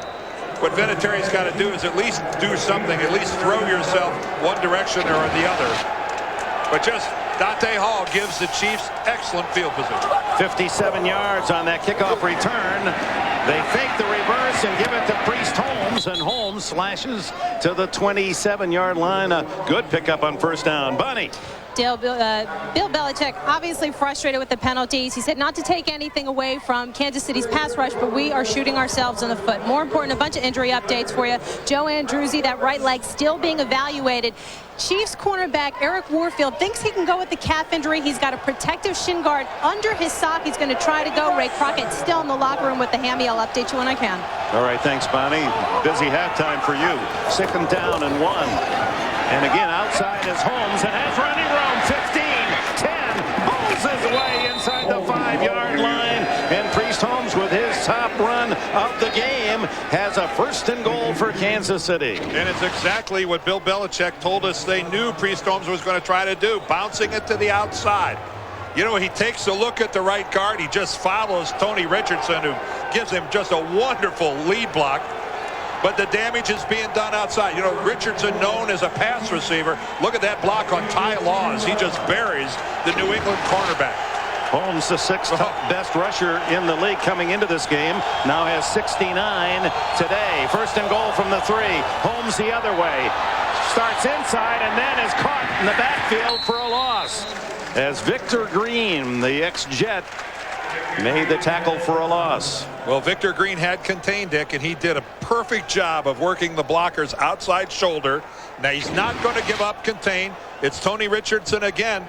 But Victor, look what he did. He has to take the outside shoulder. He never gives it up and doesn't lose contain.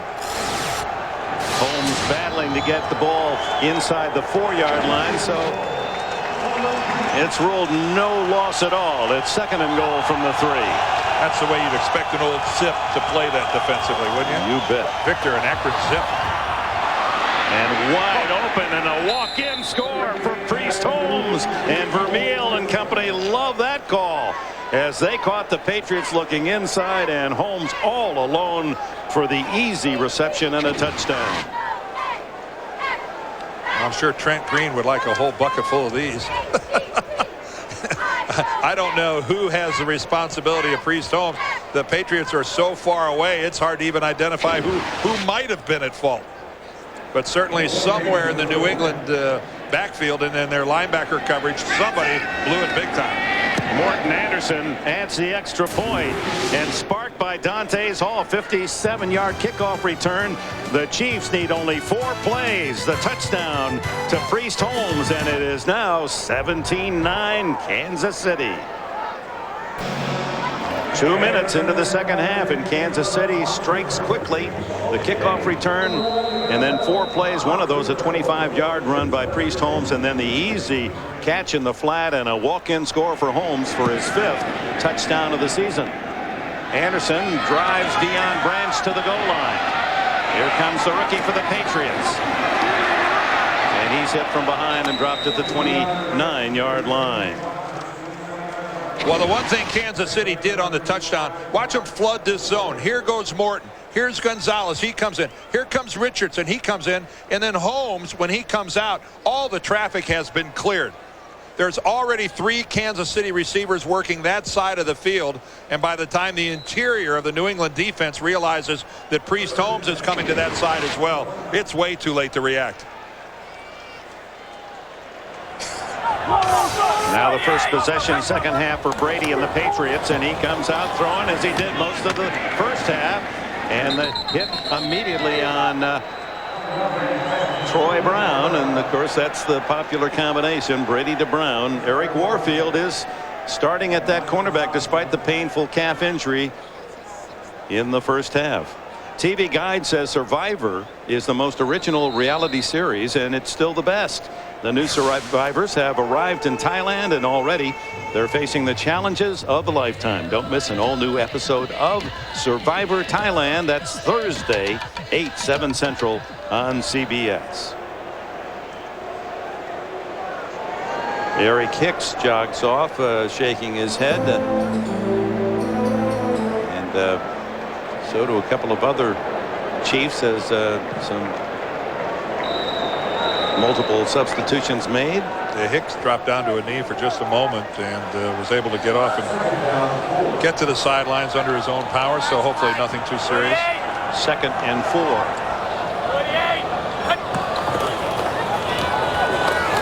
And a long throw to Patton, and he has it. No, he dropped it as he fell out of bounds.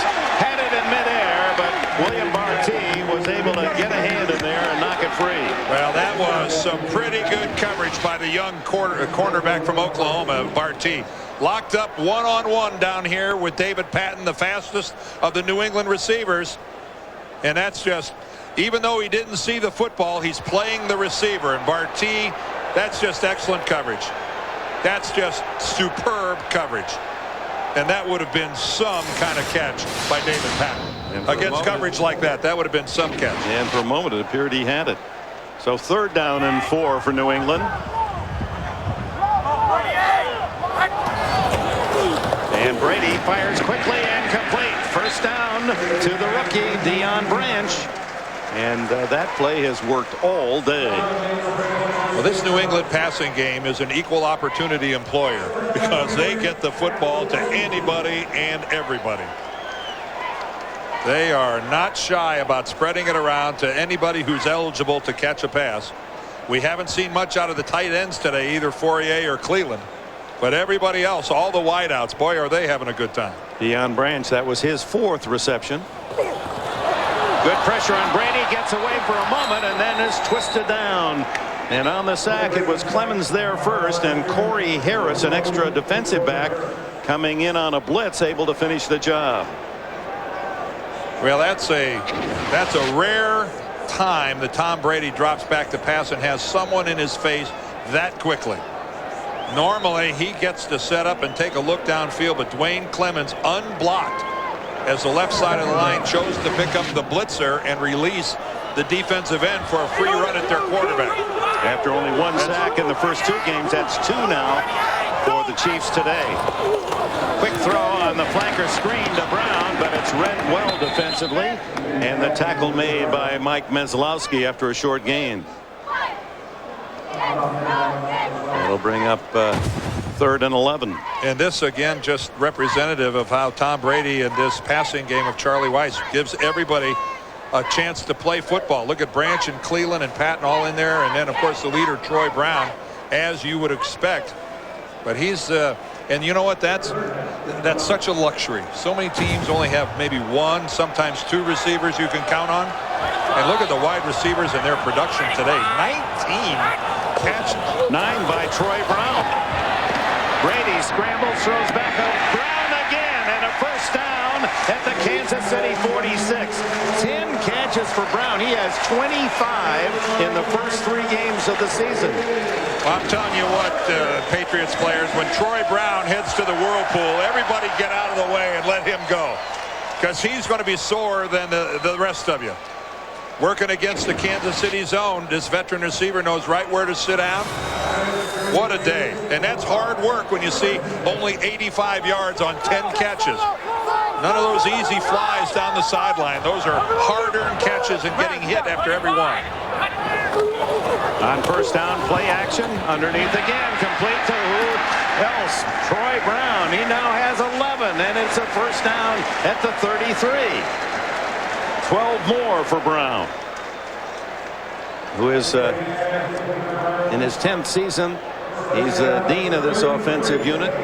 He came to the Patriots the same year they picked Drew Bledsoe as the #1 player in the draft as quarterback in the 8th round, almost the 200th pick in the draft. They got Troy Brown. What a pick that was. And how has he grown? 36 receptions in 99, 83 in 00, and 101 last year. A dozen now for Troy Brown. Is anyone else in the game? Brady to Brown. Brady to Brown. Well, this is maybe Tom Brady's best pass on a quick slant and a quick. He loves to work the middle of the field. He's a much more accurate quarterback working from the numbers to the middle of the field than he is numbers to the sidelines. And obviously his receivers aren't afraid to go after the ball in the middle of the field. 5 receivers. Brady. Again, a baker's dozen for Troy Brown. Well, he's going after the franchise record, 13 already, and we're in the 3rd period. And he has to turn around a little bit for this football. This football should be towards him to the sidelines, but you see how he has to pivot back to the inside. But it's a double hit. And Troy Brown, I'm telling you something, this guy doesn't need to back up to the pay window this week. This guy can walk right up and say, hand it to me, I've earned it. With both hands. Well, darn right, Dick. He gets a breather here as the toss is to Antoine Smith, a rare carry, and the big running back is run out of bounds at about the 9-yard line by Eric Warfield. Well, they had to run the football. Troy Brown went to the sideline. They don't know what to do without him. With 13 catches already, Dan, Troy Brown has equaled the Patriots all-time record held by Terry Glenn in '99, and he's still got a quarter and a half to go. 7:57 left in the 3rd period. Seems inevitable that he will set the mark today.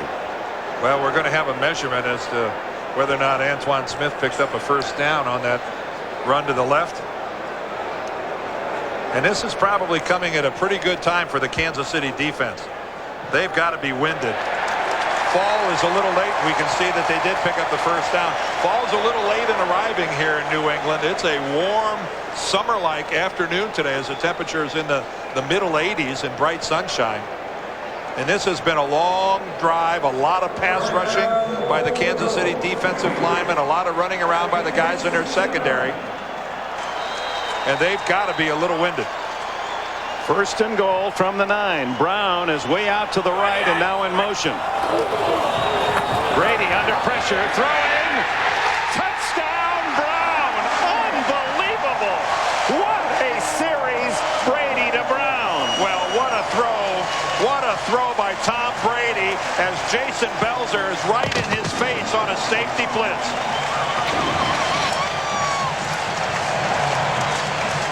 Take a look at this again. Troy Brown, who would ever imagine he'd be the primary target? A picture-perfect catch. But look at Belzer. Brady's falling backwards on his heels, able to deliver that ball into the end zone. And now after that fake extra point for 2, they'll have to go for 2 to tie. And they give it to the fullback, and Antoine Smith rams it in. The game is tied at 17. But what a sequence. Smith the payoff, but it was Brady and Brown who starred on that drive. Well, the headline on that drive, Brown a whole bunch from Brady.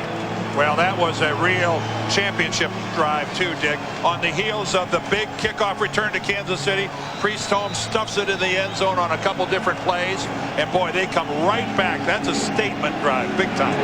Vinatieri. A low kick toward the end zone will skip through, and Kansas City will play it from the 20-yard line. We have a new game with 7:45 left in the 3rd quarter. Antoine Smith with a 2-point plunge to equal the score at 17.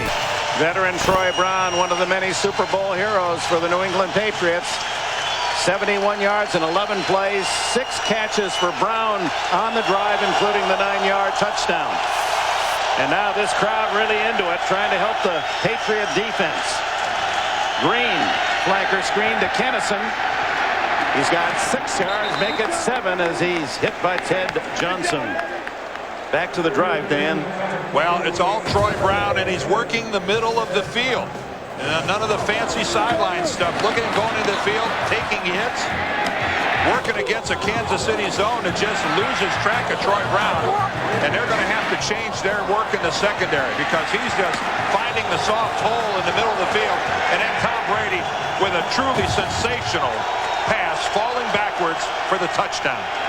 Priest Holmes gets the outside, and that's where he's dangerous. Pulled down from the nape of the neck at the 41-yard line by Tebucky Jones. First down, Kansas City, and the Chiefs come right back. Well, Priest Holmes runs the football on everybody, and again, as we've been talking about all game, almost a face mask right there. He starts inside and then bounces it around the corner. And the Patriots talked about defending that, but so far they're not doing a great job of defending Priest Holmes being able to get around the corner. And again, a 5.1 yard per carry average. That's good stuff. Boy, what a pickup he was as a free agent from the Baltimore Ravens. What a steal.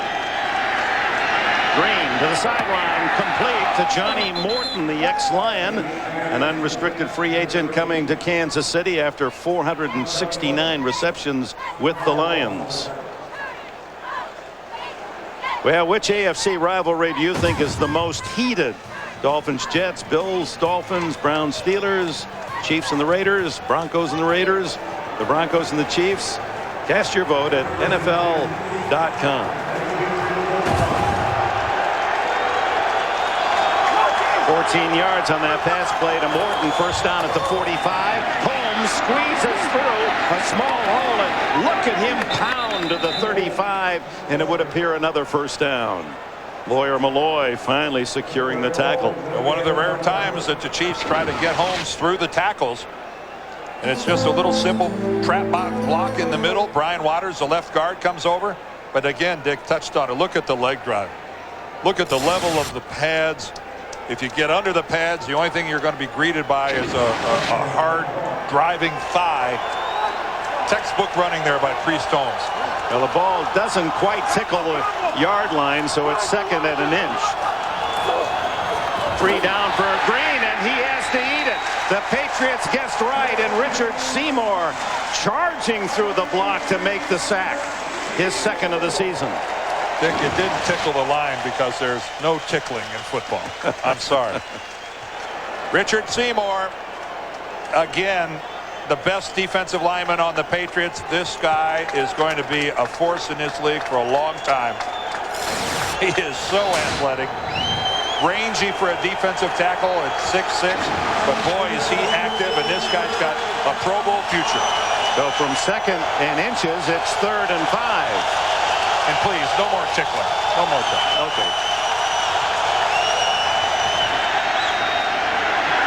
Incomplete as they tried to hit Holmes out of the backfield, and Ted Johnson is back to the play, able to break it up for New England.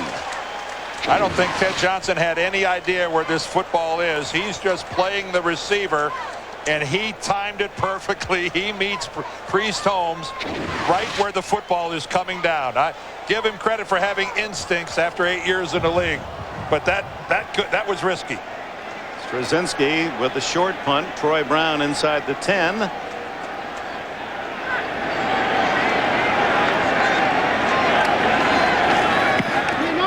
Hits it high.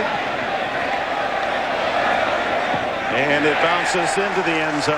That's not what he had planned. Straczynski unhappy with that. New England will start at the 20. 4:32 left in the third quarter. A 17-17.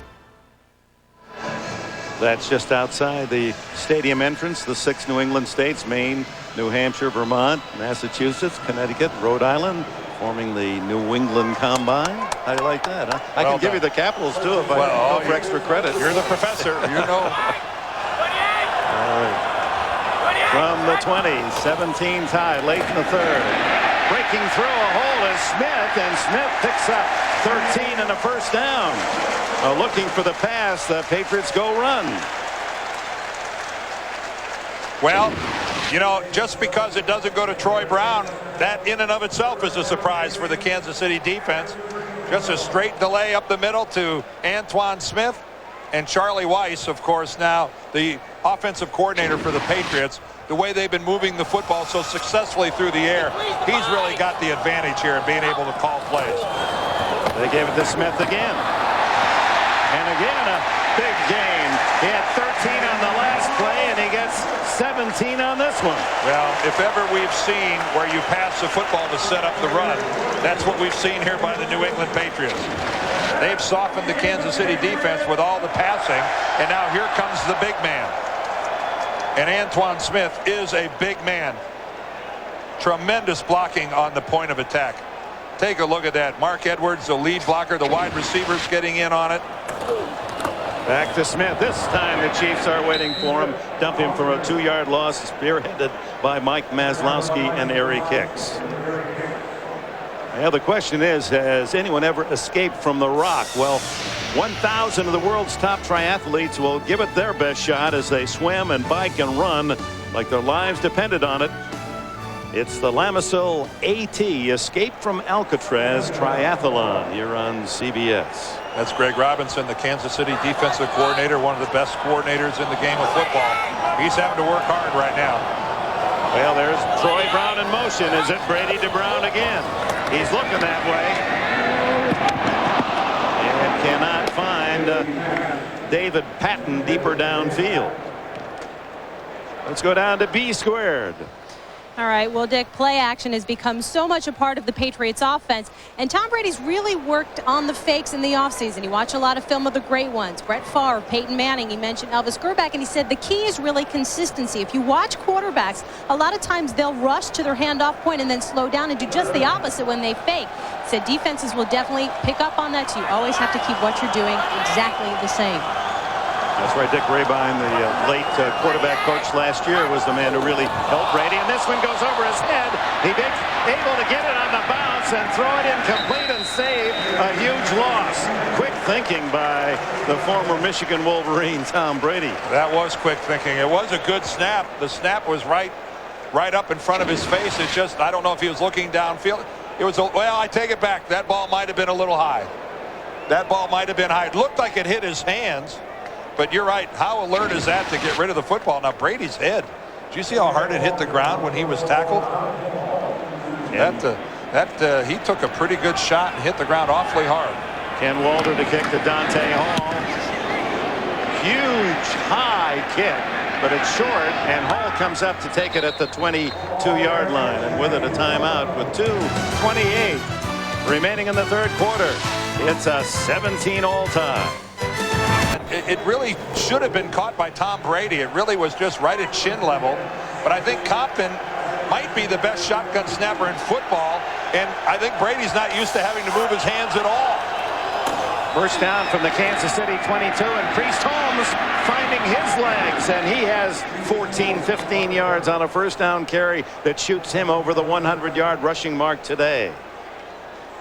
Well, we're seeing both offensive coordinators try to find a soft spot in the opposing defense. New England is doing it, throwing the football underneath that zone to Troy Brown. The Kansas City Chiefs are doing it by running Priest Holmes at the New England run defense, which up to this point in time has been pretty impenetrable. What a hole on the left side by the Kansas City offensive line. And here's Holmes again, this time for only a yard. But add that to his 106, so 107 yards for Holmes today.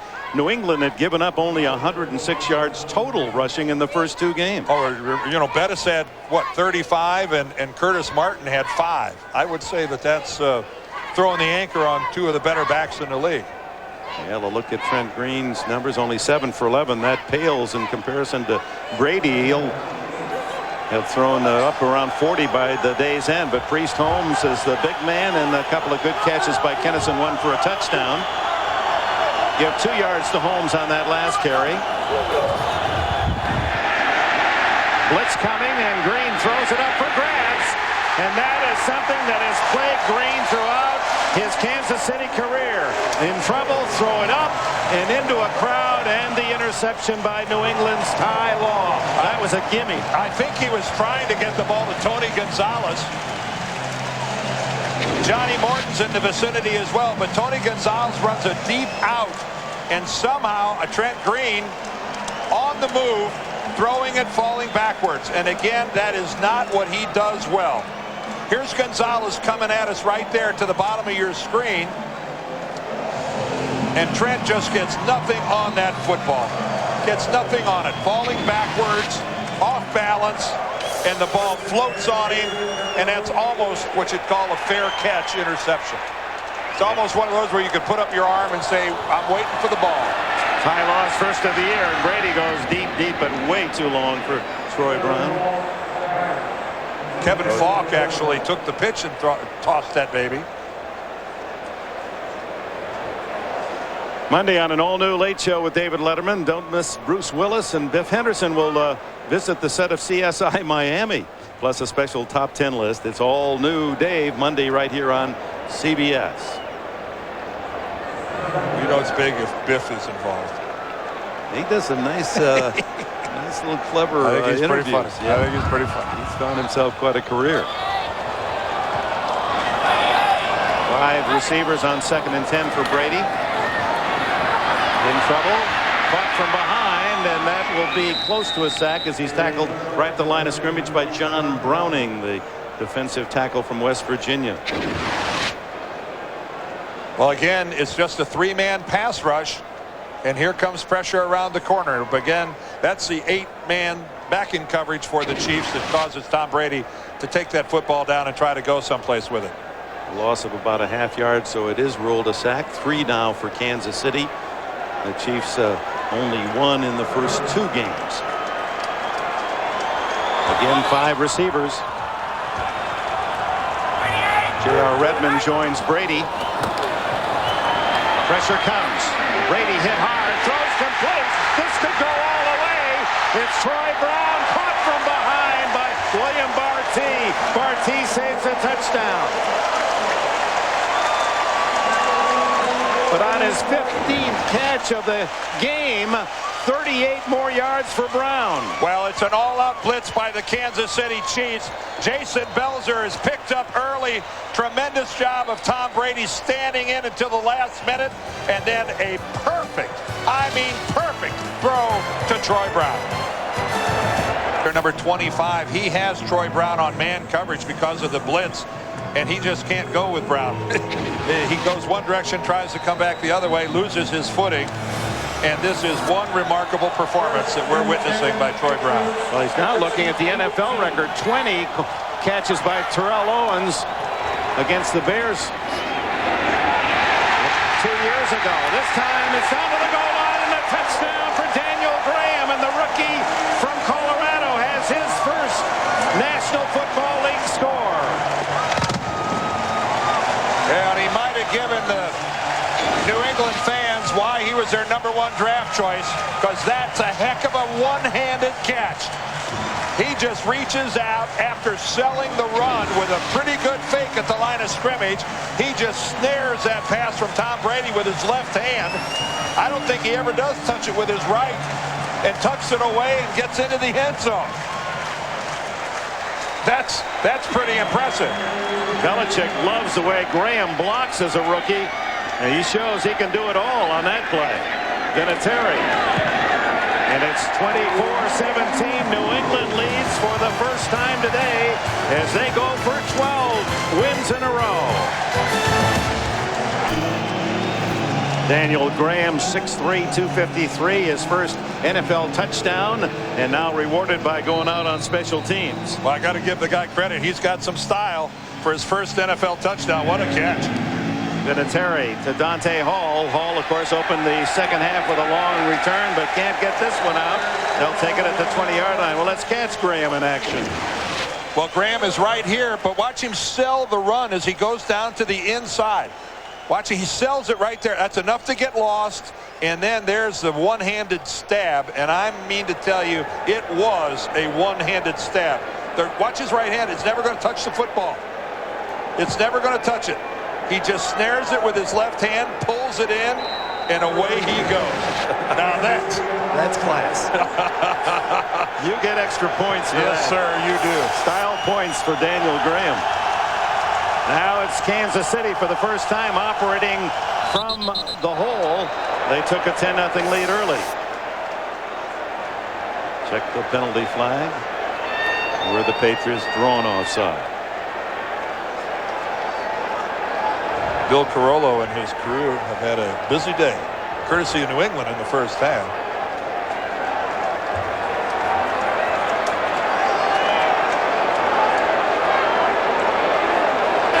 Encroachment, defense, 55, 5-yard penalty.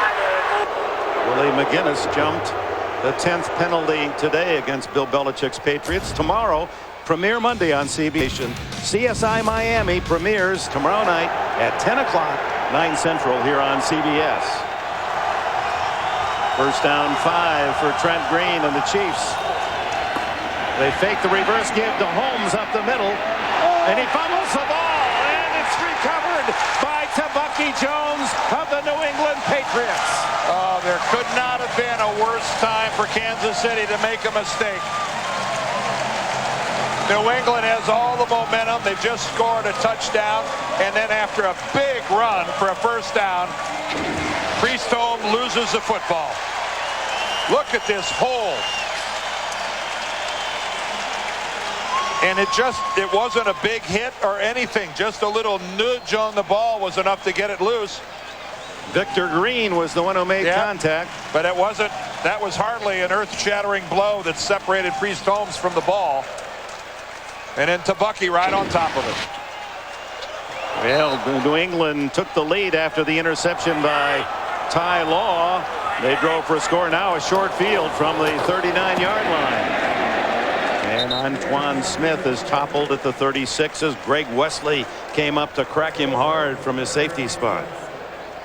Bucky Jones, no stranger to finding footballs around on the field. Yeah, how about that, Jets? So what did you came up with a new football expression, I think. Well, he hit for the cycle last week in that play against the Jets. He entered the stat book in 4 different categories, with a sack, a forced fumble, a fumble recovery, and then a return for a touchdown. Cycle. The cycle. That's pretty tough to get into 4 different categories with one play. Well, here it is. Last week against Vinny Testaverde on the blitz. The magic of television. There he strips the ball. He gets a sack, a forced fumble, a fumble recovery, and then a fumble return for a touchdown. And when you said to Belichick yesterday, he said, yeah, how about that cycle? And he said, what do you mean cycle? You explained it. He actually smiled. I know. The whole room, he liked it. I think he's going to use cycle. I was so proud. I got Bill Belichick to smile. He's going to buy your next book. Takes a little doing to get in 4 different categories. Opportunistic, and what a player Bucky Jones has become. So 3rd down and 10 now after Smith lost a couple of yards on that last carry. Brady under pressure throws complete to Patton. David Patton, touchdown.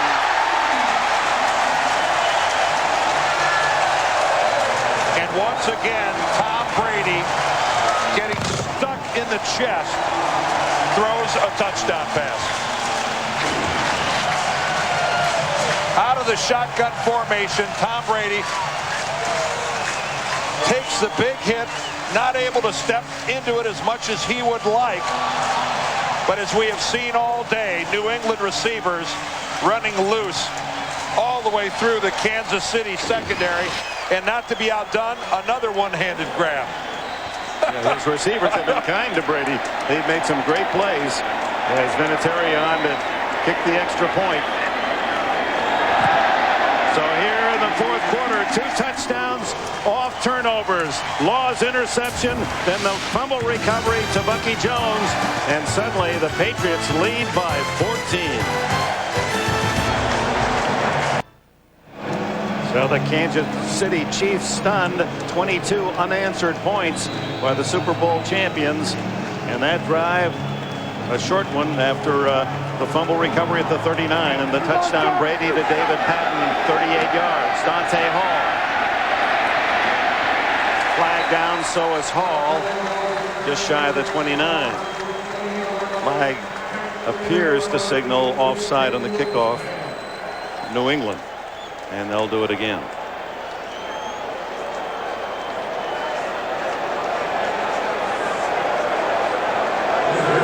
Although it's a 29-yard line, that's not exactly terrible field position. The Chiefs have to be tempted to take it at the 29, but I guess they are going to make them kick again. Well, the way Dante Jones is a threat in the open field. Offside, kicking team. Dante Number 34, 5-yard penalty, re-kick.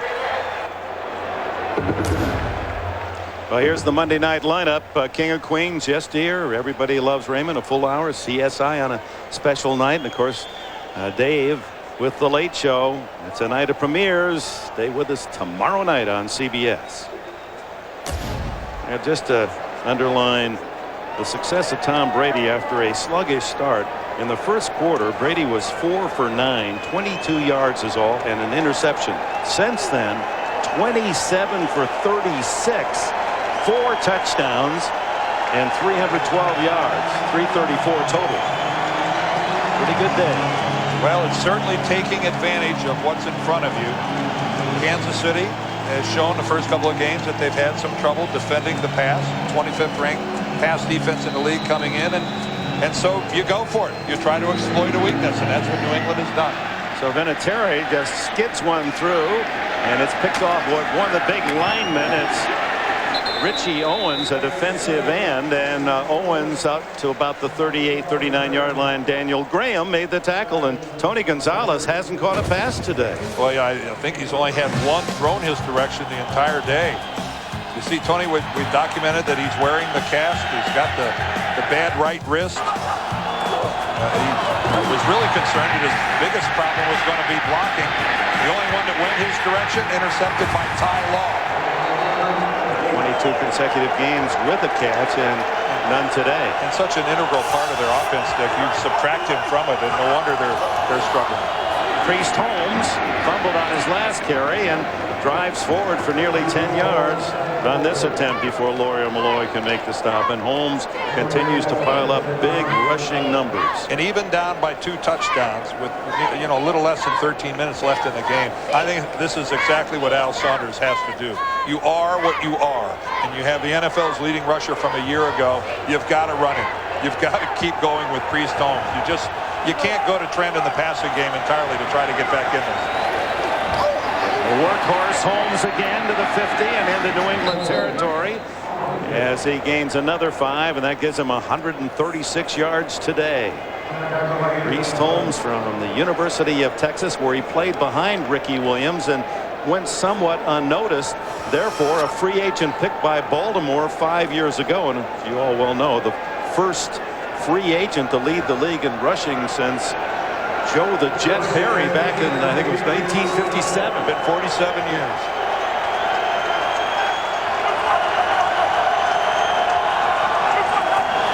On first down, the quick throw is to Richardson, the fullback, and he gets to the 41-yard line, a gain of 5. Otis Smith and Laurier Malloy with the stop. That fumble by Priest Holmes on the last possession, what a backbreaker for Kansas City. Because, again, they've been moving the football against New England. They've had mistakes that have stopped them, but by and large, they've been effective in moving the football, and they were only down by a touchdown. Priest had a couple of good-looking runs, and then all of a sudden, now you're down by 2 touchdowns. It's not over yet, but that fumble certainly made it a much steeper climb. On second down, Holmes, and he pushes forward to a first down. Joe Perry in 1954 was the National Football League rushing leader for the San Francisco 49ers. Hugh McElhenney and that great team out in San Francisco. So he was the last undrafted player to lead the league in rushing before Priest did it last year. Wow. And Holmes, bargains for everybody. Huh? He redefines workhorse and gets a brief rest over there in the stalls. Fake to Richardson, give to Hall inside, breaks a tackle. And the little guy squirting down the sidelines to the 15 before they bump him out of bounds. Oh, and right now, Romeo Crennel and Bill Belichick are thinking, I can't believe this just happened. We had this play diagnosed perfectly. Lawyer Malloy is in the backfield. Watch when Hall comes around on the reverse. He's staring right at Lawyer Malloy. And he can't make the tackle. There's so much room for him to duck up towards the line of scrimmage, and then it ends up being a big play. Look at this balance by Dante Hall. Wow, that's some play on his part. On a play that looked dead at the beginning. And winds up with 21 yards. First down at the 15. Green to the end zone. Johnny Morton, but he was off the field of play. Green let him too much. He was off the field of play by a whole lot. Oh, Morton and Kansas City come up empty on first down. Ball at the 15. Johnny Morton is going to end up really wide open. He's operating out of the slot. Kennison goes inside. Look how open he is. And Trent Green, I mean, that ball is thrown 2 yards outside the end zone. At least 2 yards outside the end zone. A must opportunity for Kansas City with their lead disappearing and now trailing by 2 touchdowns, and Priest Holmes smothered by Hamilton, Malloy, and Seymour.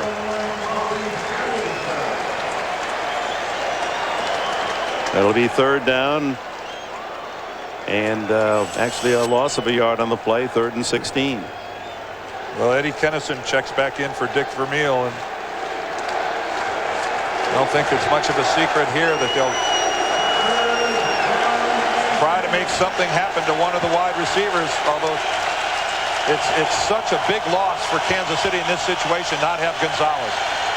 Rear shotgun. Green throws. Touchdown to Kennison. His 2nd of the game.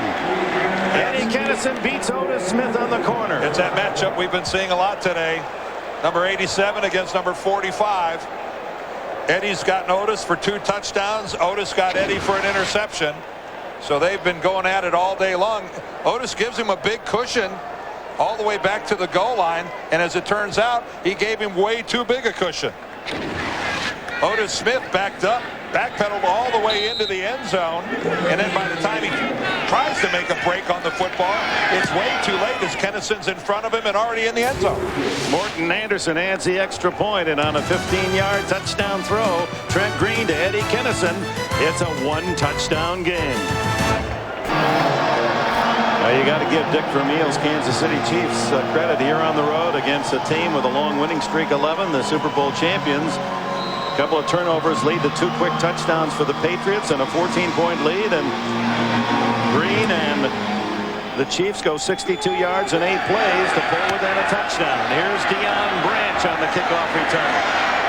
He's caught at the 25-yard line. Tackled by Omar Easy, the rookie from Penn State.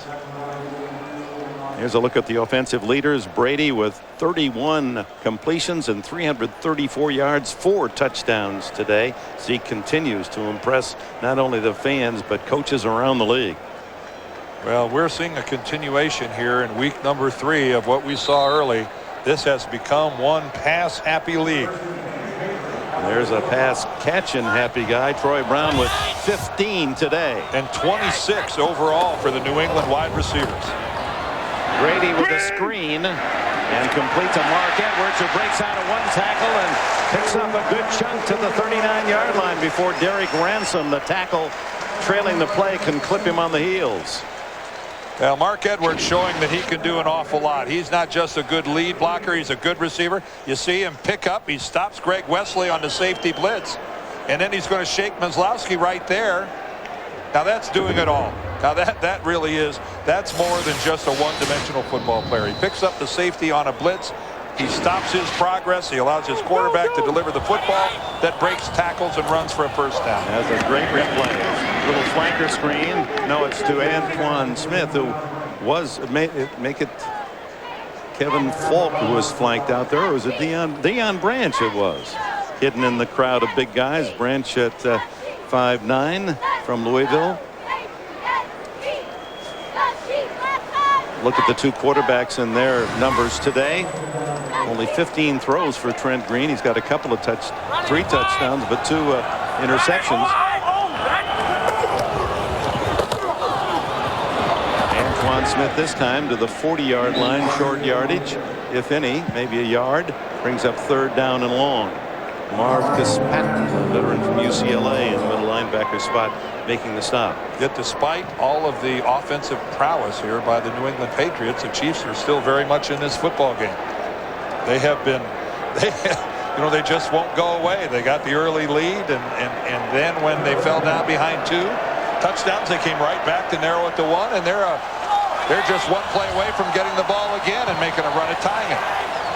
Troy Brown in motion, Brady's favorite target. Plenty of time to find him.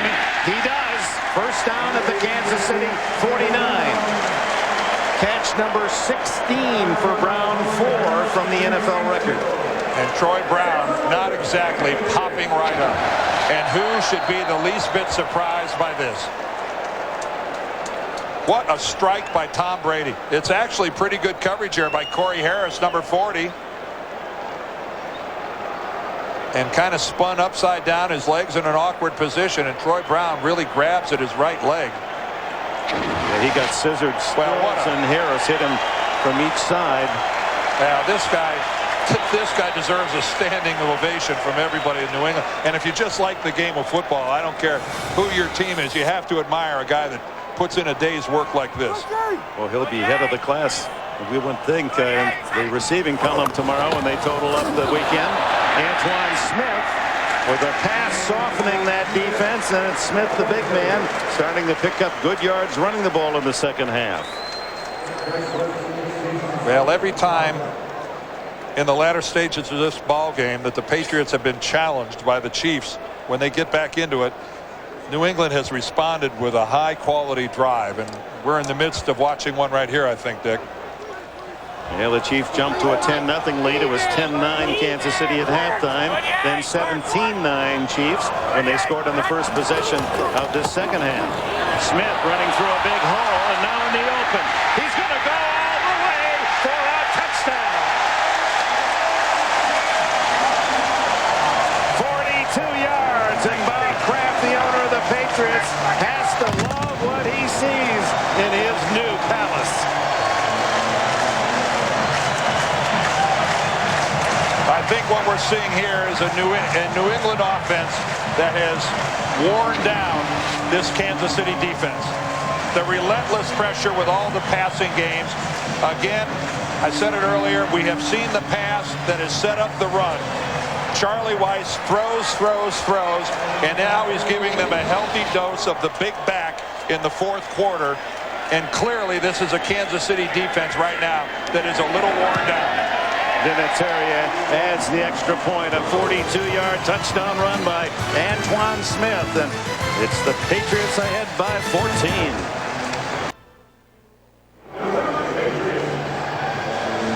14. Beautiful day in New England, and the fans of the Patriots couldn't agree more as you look at the score, 38-24. 56 passing yards for the Kansas City Chiefs. Kudos for the 180 on the ground. But 56 through the air in this day and age, that is woeful. Especially in comparison to the Brady numbers. Nearly 400 yards for Brady in New England as Vinatieri sends it to Dante Hall.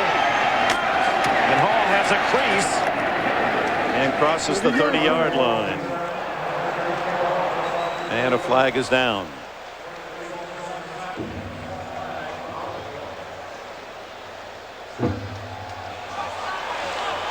Well, Bill Carollo was either trying to shake some grass off his shoe or signaling tripping. One or the other. Tripping. Number 53 on the kicking team. 10-yard penalty. First down. There he is, so a special team star detected with a trip. 53 right there. Here he is, and whoa, that's the old flying leg kick. Ooh, that used to be a popular thing to do back in the 70s, where you just throw, and that you can inflict a lot of damage on somebody by doing that. Conrad Dobler didn't do that, did he? He invented it. Your old teammate with the Cardinals. Oh, and he's back in Kansas City watching this game, I'm sure. Look at Priest Holmes ram his way into New England territory to the 43 before Malloy and Green can make the tackle. Hey, Thursday on CBS, don't miss the new drama that TV Guide calls inventive, stylish, a perfect fit with CSI. Without a Trace premieres Thursday 9 Central after CSI on CBS. In the hurry up, Green to the sidelines, and Gonzalez can't get the catch because the ball is thrown short. Bonnie? Well, Dick, I don't know that there's any person more frustrated on this field right now than Chiefs defensive coordinator Greg Robinson, who told us until some late game breakdowns in last week's loss to Jacksonville, he really thought his defense was starting to gel.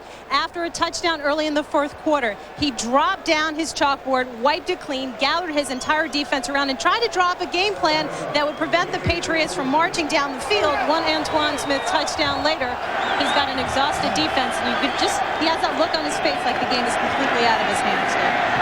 Thank you, Bonnie. Screen it to Priest Holmes, and he just can't find any room to run. Gets to the 43, back to the line of scrimmage.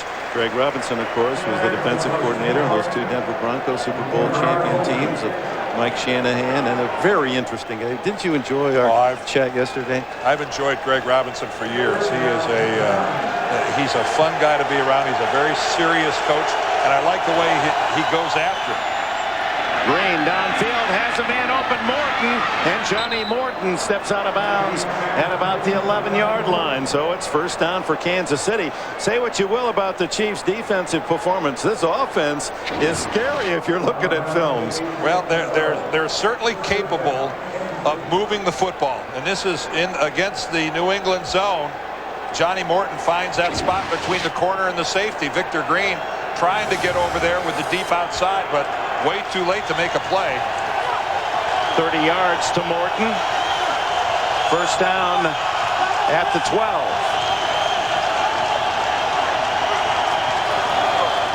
Holmes.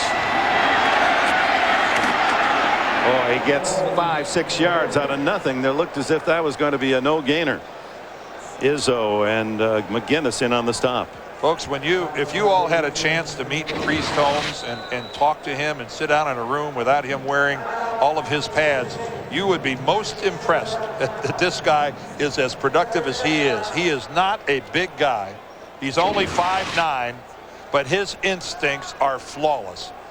They are special. His ability to know when to cut and avoid tackles. 166 yards on the ground of 181 total. Well, we have a doubleheader, Dan, next Sunday on CBS, and we'll be out in Oakland for that Tennessee game. There's a lineup, some good ones there.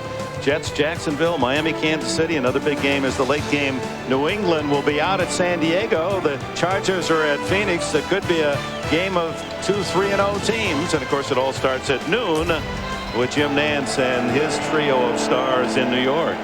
I want Jim Nantz to make a trip to Dion's tail. I'd like to see Nance start wearing. And Dion wear Nance's. That'd be fair. I don't think we'll ever see that happen. Still without a catch, Tony Gonzalez. They like that jump ball throw down here. It's second down. Holmes. Look at him find the hole. Nothing inside. He was patient. Boom, outside. Touchdown, Kansas City. If it wasn't for Bill Belichick telling us, you'd think that New England would be unaware as to his MO running the football. It is to look at it inside. There's the look inside. There's the bounce to the outside. And Priest Holmes just walks into the end zone. But he turns his shoulders, squares him up to the line of scrimmage, and makes you think that he's going to make his drive towards the line. And then he deftly, very, very adroitly just skips to the outside and leaves the defense in the dust. God, this guy's nimble. It's 4.5 minutes to go, and it's 38-31. That was a 69-yard drive in 6 plays. And Holmes has another touchdown, 6 on the season. Well, we've been chronicling Tony Gonzalez not being a part of the passing game. Here he is in motion. Can he help out in other ways? Yeah, he sure can. There he is right at the line of scrimmage against Willie McGinnis. Pins him back to the inside.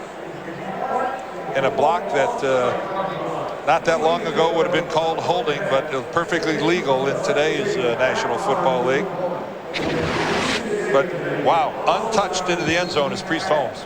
And the other touchdown, the same, was a reception at the other end of the field in the first half where he was wide open in the flat. So he has 6 touchdowns. He'll be among the leaders, if not the leader, at the end of this day, and add 171 yards rushing for Priest Holmes. Well, the people in Kansas City right now have to be wondering if they're seeing another replay of their opener against the Cleveland Browns, which was a back and forth, I think something like 9 lead changes in that game. And I think everybody is aware how it ended with the helmet toss by Dwayne Rudd.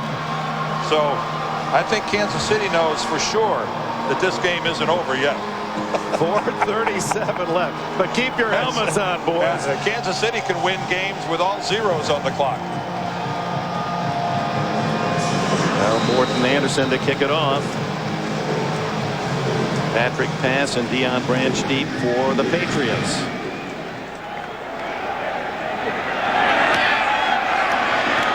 We welcome those of you watching Miami and the Jets. This is Deion Branch, the rookie for the New England Patriots, returning Morton Anderson's kickoff to the 27-yard line. A scoring fest here at Gillette Stadium in Foxborough.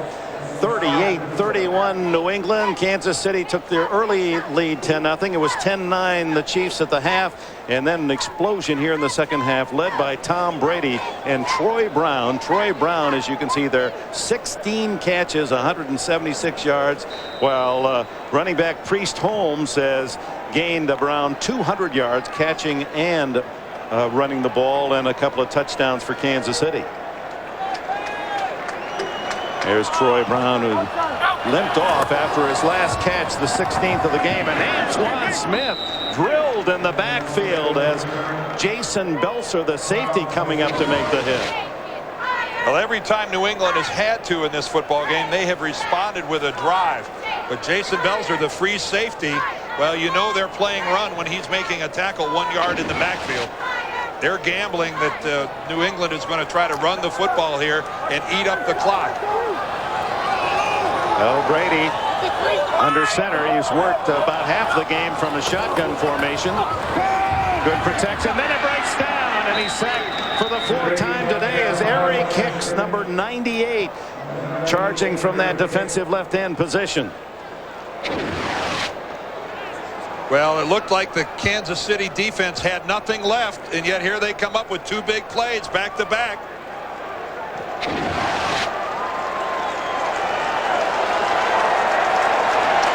And so 3rd down and long.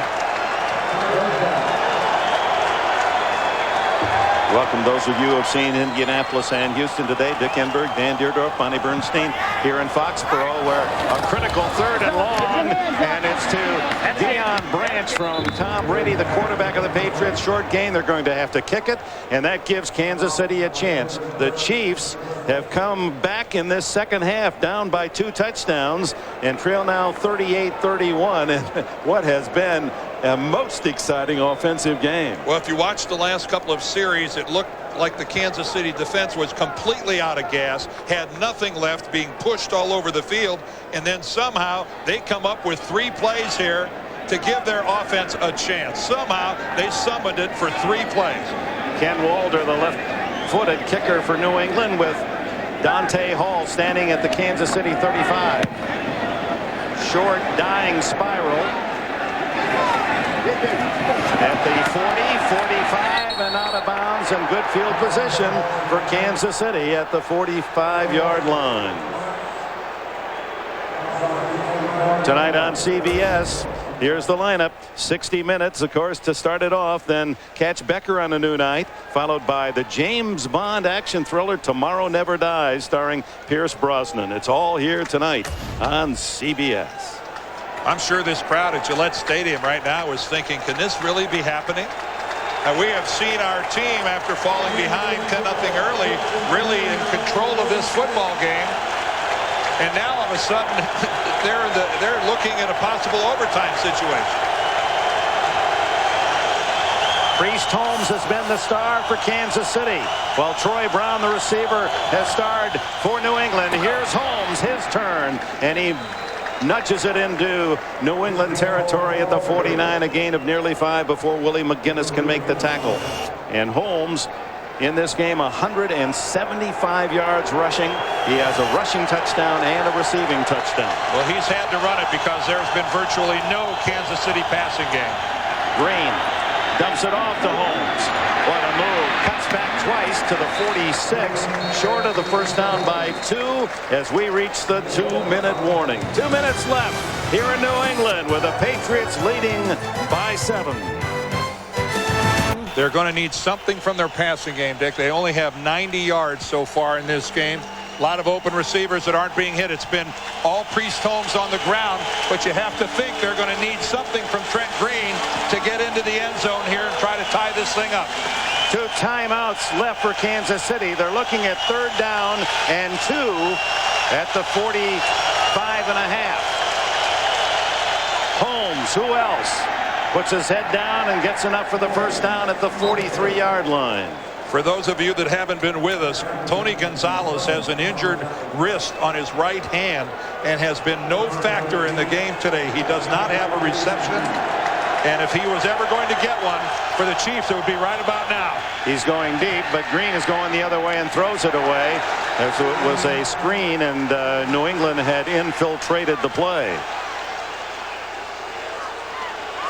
Reminder to come up on the Subway postgame show. Join Jim and Dion, Dan Boomer, and the special guest, the bus. Good to see Jerome Bettis for all of today's scores and highlights. That's coming up on the Subway postgame show. This a very long game down to the 136 mark with all the scoring and a lot of passes thrown. 2nd down and 10.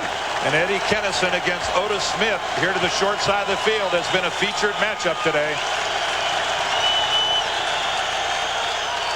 Green looking deep, throws to Gonzalez. Oh, what a catch! Hadn't had one all day and had to go up and rip it away from a defender that was all over him. And it's a first down as Ty Law had perfect position. Well, perfect position isn't enough if Tony Gonzalez has a chance to leap for the football. Position isn't good enough against Tony. With 1:12 to go, Green goes long to the end zone for Kennison, and it's incomplete. Otis Smith and Kennison have been in a battle all day, and Kennison has come up with a couple of touchdowns. Well, that's the same pattern that Kennison ran for a touchdown. On the touchdown, he didn't turn around in time. As we look back at Gonzalez, the play before, but again, Tony's such a marvelous leaper. He's able to go up after it. And again, that's so hard to defend. You saw, I mean, Ty Law can't do it much better than that. It's just how do you keep this guy from catching it? 1:07 left. 38-31, New England, 2nd and 10. Green to Tony Richardson as fullback, and not much there at all. Law and Victor Green with a tackle. Clock running, under a minute to go. Kansas City still with 2 timeouts left. 3rd down and 5.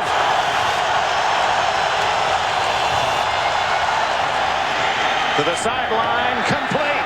Dante Hall, and he steps out of bounds inside the 10-yard line. They're waving the clock to continue, and it does. 29-28. I think Kansas City thought that Hall got out of bounds to stop the clock, and there is Green downing the ball as Kennison was calling timeout. We'll see whether or not they charge the Chiefs with a timeout.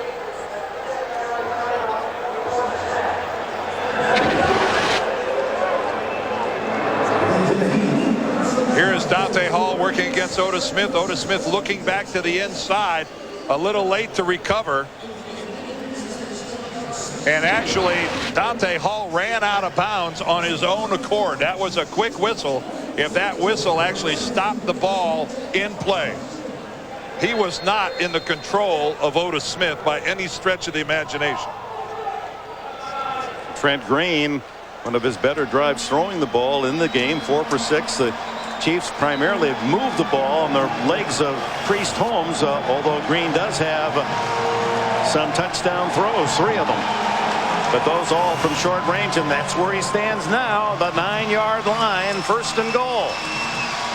26 seconds and 1 timeout left. They did charge the Chiefs with a timeout. That's a bad break for Kansas City. That was a bad break. Gonzalez shifts to the right side. Empty backfield.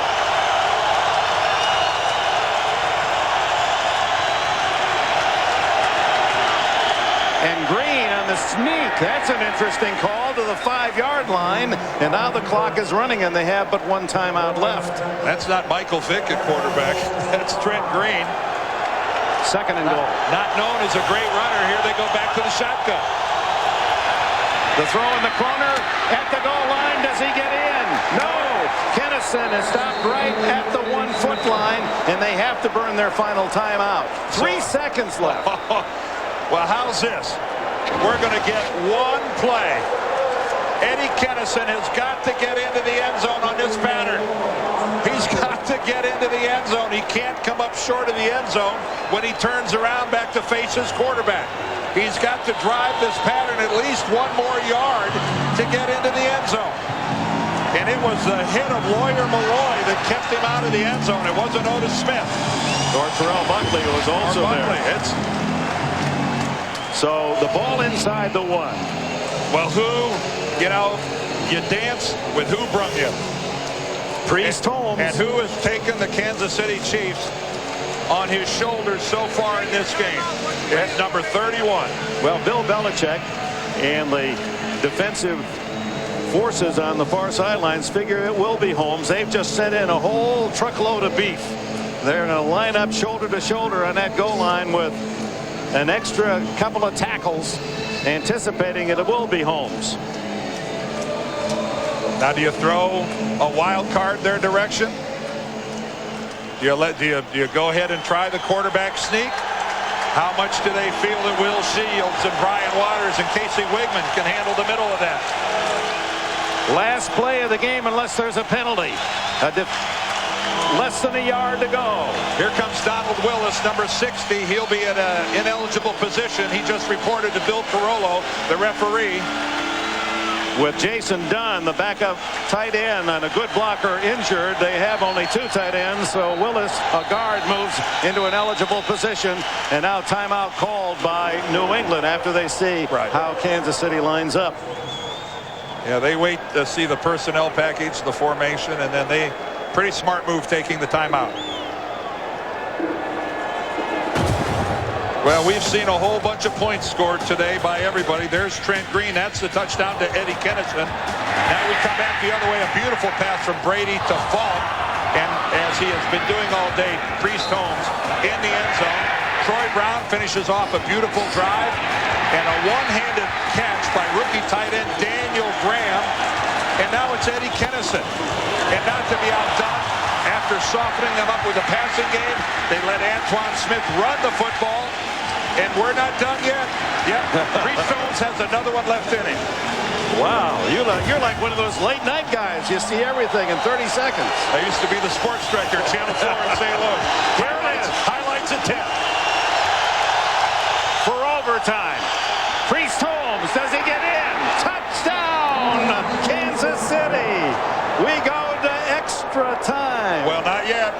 Well, that's right. They got to kick the extra point. Not quite yet. Nothing is assured. That's right. 38-37.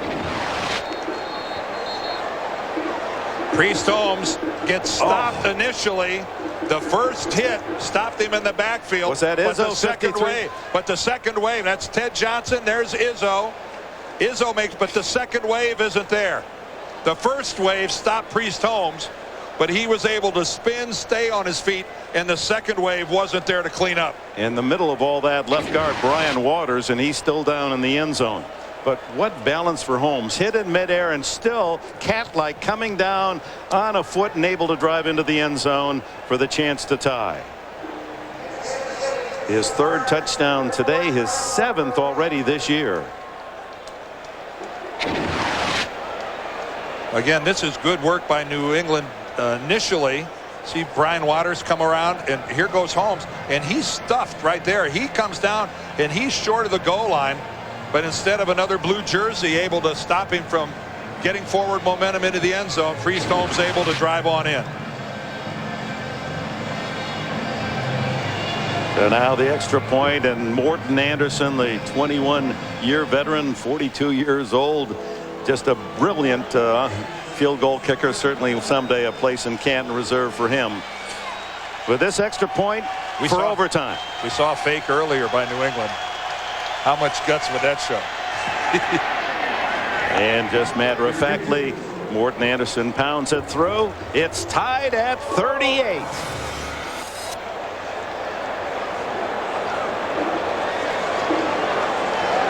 So on we go here in New England, and a game. How does one figure this game? You know, last week we go to the Jets in New England. We figure, well, this is going to be a very competitive game, and the New England Patriots just steamroll the Jets 44-7. Now Kansas City, its defense has not been strong. It figured it'd give up a lot of points, and New England has been so stingy on their defensive side, and here we are at 38.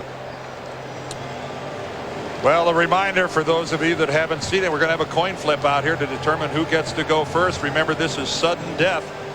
We're going to play for 15 minutes. Each team will get a couple of timeouts, and it's not fair. If you win the toss and go down and score, that's that. So this coin toss is all important. All right, Kansas City, you're the visiting team. We'll play one overtime period. It's an extension of the fourth quarter as far as rules and timing is concerned. Each team will have 2 timeouts, and the replay will be controlled upstairs. Who's going to make the call for Kansas City? Heads. Heads is called for Kansas City. It is a tail. You've won the toss. You're going to receive. Where do you want to kick from? Okay, stay right here. So in a game where the defenses have stopped very few times in the second half, it does have to be an advantage. New England will have the ball first. Dick Embrick, Dan Dierdorf, Bunny Bernstein, Lance Farrell, our producer, Mike Arnold, our director, and on we go. Golden time. Overtime records 9-2 for the Chiefs, and New England in their franchise history 12-18. Not that those are pertinent to this game. And Tom Brady and Troy Brown waiting to go to work again. Brown not on the field in that last series for New England as he had injured one of his legs. We'll see if he plays. First to score by any means, even a safety, and it's over. Dion Branch can't wait to get it, and Morton Anderson sends it his way to the goal line. 10, 20. Oh, is he hit at the 30-yard line by Shenard Hartz. Well, Kansas City's, they're kind of used to being involved in some wild ball games. Who can forget in the first week? Looked like it was over. Trent Green flipped it back to John Tate, but Dwayne Rudd threw his helmet, unaware that the play was still going on. And with no time on the clock, Morton Anderson wins it for Kansas City. So Dick Vermeil's ball club, they certainly believe that if they hang around long enough, good fortune will smile on them. And their defense, Dick, won this game in that last series by forcing New England into a 3-and-out. Somehow they summoned it and came up big. Brady throws complete to Troy Brown. His 17th reception. Had the whistle sounded? I believe it had, as Barty ripped it away. Well, who's surprised that Troy Brown is able to get out here and play in an overtime situation? Not me. Not the effort this guy has turned in today. For those of you that didn't see the whole game, Troy Brown has caught all these balls. That's David Patton right there. But Troy Brown has caught balls all over the field inside, as have most of the New England wide receivers. These have been in the middle of the field. Not a lot of subtlety involved. They've been catching short passes and getting hit hard. A fake toss, and Brady looking deep downfield, then goes underneath to the tight end, Fourier, and that's his first catch today. Takes it into the Kansas City 49-yard line, where Patton and Maslowski make the tackle.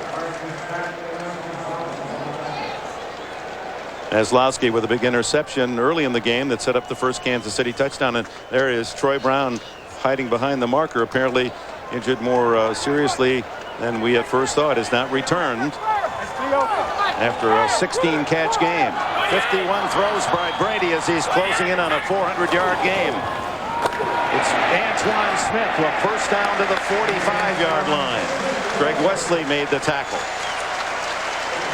And of course, Adam Vinatieri with significant range as a field goal kicker. Once inside that 35-yard line, they're in business for his talent.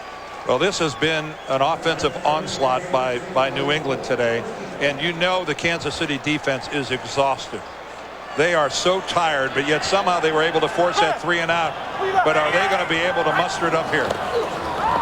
Brady under some pressure, hit as he throws, almost intercepted as it went over the hands of Marcus Patton, and it was Ryan Sims, the #1 draft pick, number 90 from North Carolina, who got in on Brady. A big push by number 90, and he gets in there, and that's what they're really counting on, trying to get some penetration up the middle. And right there, you see Sims just hits the elbow of Tom Brady as he releases that football. That was a good effort by the guys up front here for Kansas City. It's a warm day here in New England. I'm sure warmer than a lot of these players would like. Ball at the 44. One more first down, and they're in field goal range. Blitz, quick throw, complete to Patton. He beats Barty, and he's inside the 25. Well, what a play by David Patton on a 2-yard pass. Everything here yards after the catch, but he convinces Barty that he's going to take the easy route and step out of bounds. Right here, he sells Barty that he's going out of bounds, and then all of a sudden goes, "No, I'm not, sucker." That's exactly what he did to William Barty right there. He sold him, "I'm going to step out of bounds," and he kept on going. 22 yards on the play, and now it's Antoine Smith. Tackled, maybe gained a yard. So on that last throw, Tom Brady, his 38th completion, goes over 400 yards today. 407 exactly. Well, the Patriots opened up the game in a shotgun formation, spread the field. They were going no huddle, passing every down. They passed the majority of the game, as you can see, with 53 attempts. But then in the fourth quarter, they had a lot of success running Antoine Smith, truly setting up the run with the pass. Where they stand now, it would be around a 38-yard field goal, but Brady wants to get closer, and it's Mark Edwards struggling inside the 20 in the grasp of William Barty. That brings up third down and about 6.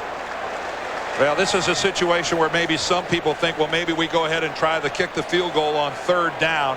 I think you try to keep going. Even Adam Vinatieri, it's not a certainty. I know that he hasn't missed this year. The guy is money in the bank, but a touchdown is better. A touchdown leaves no doubt.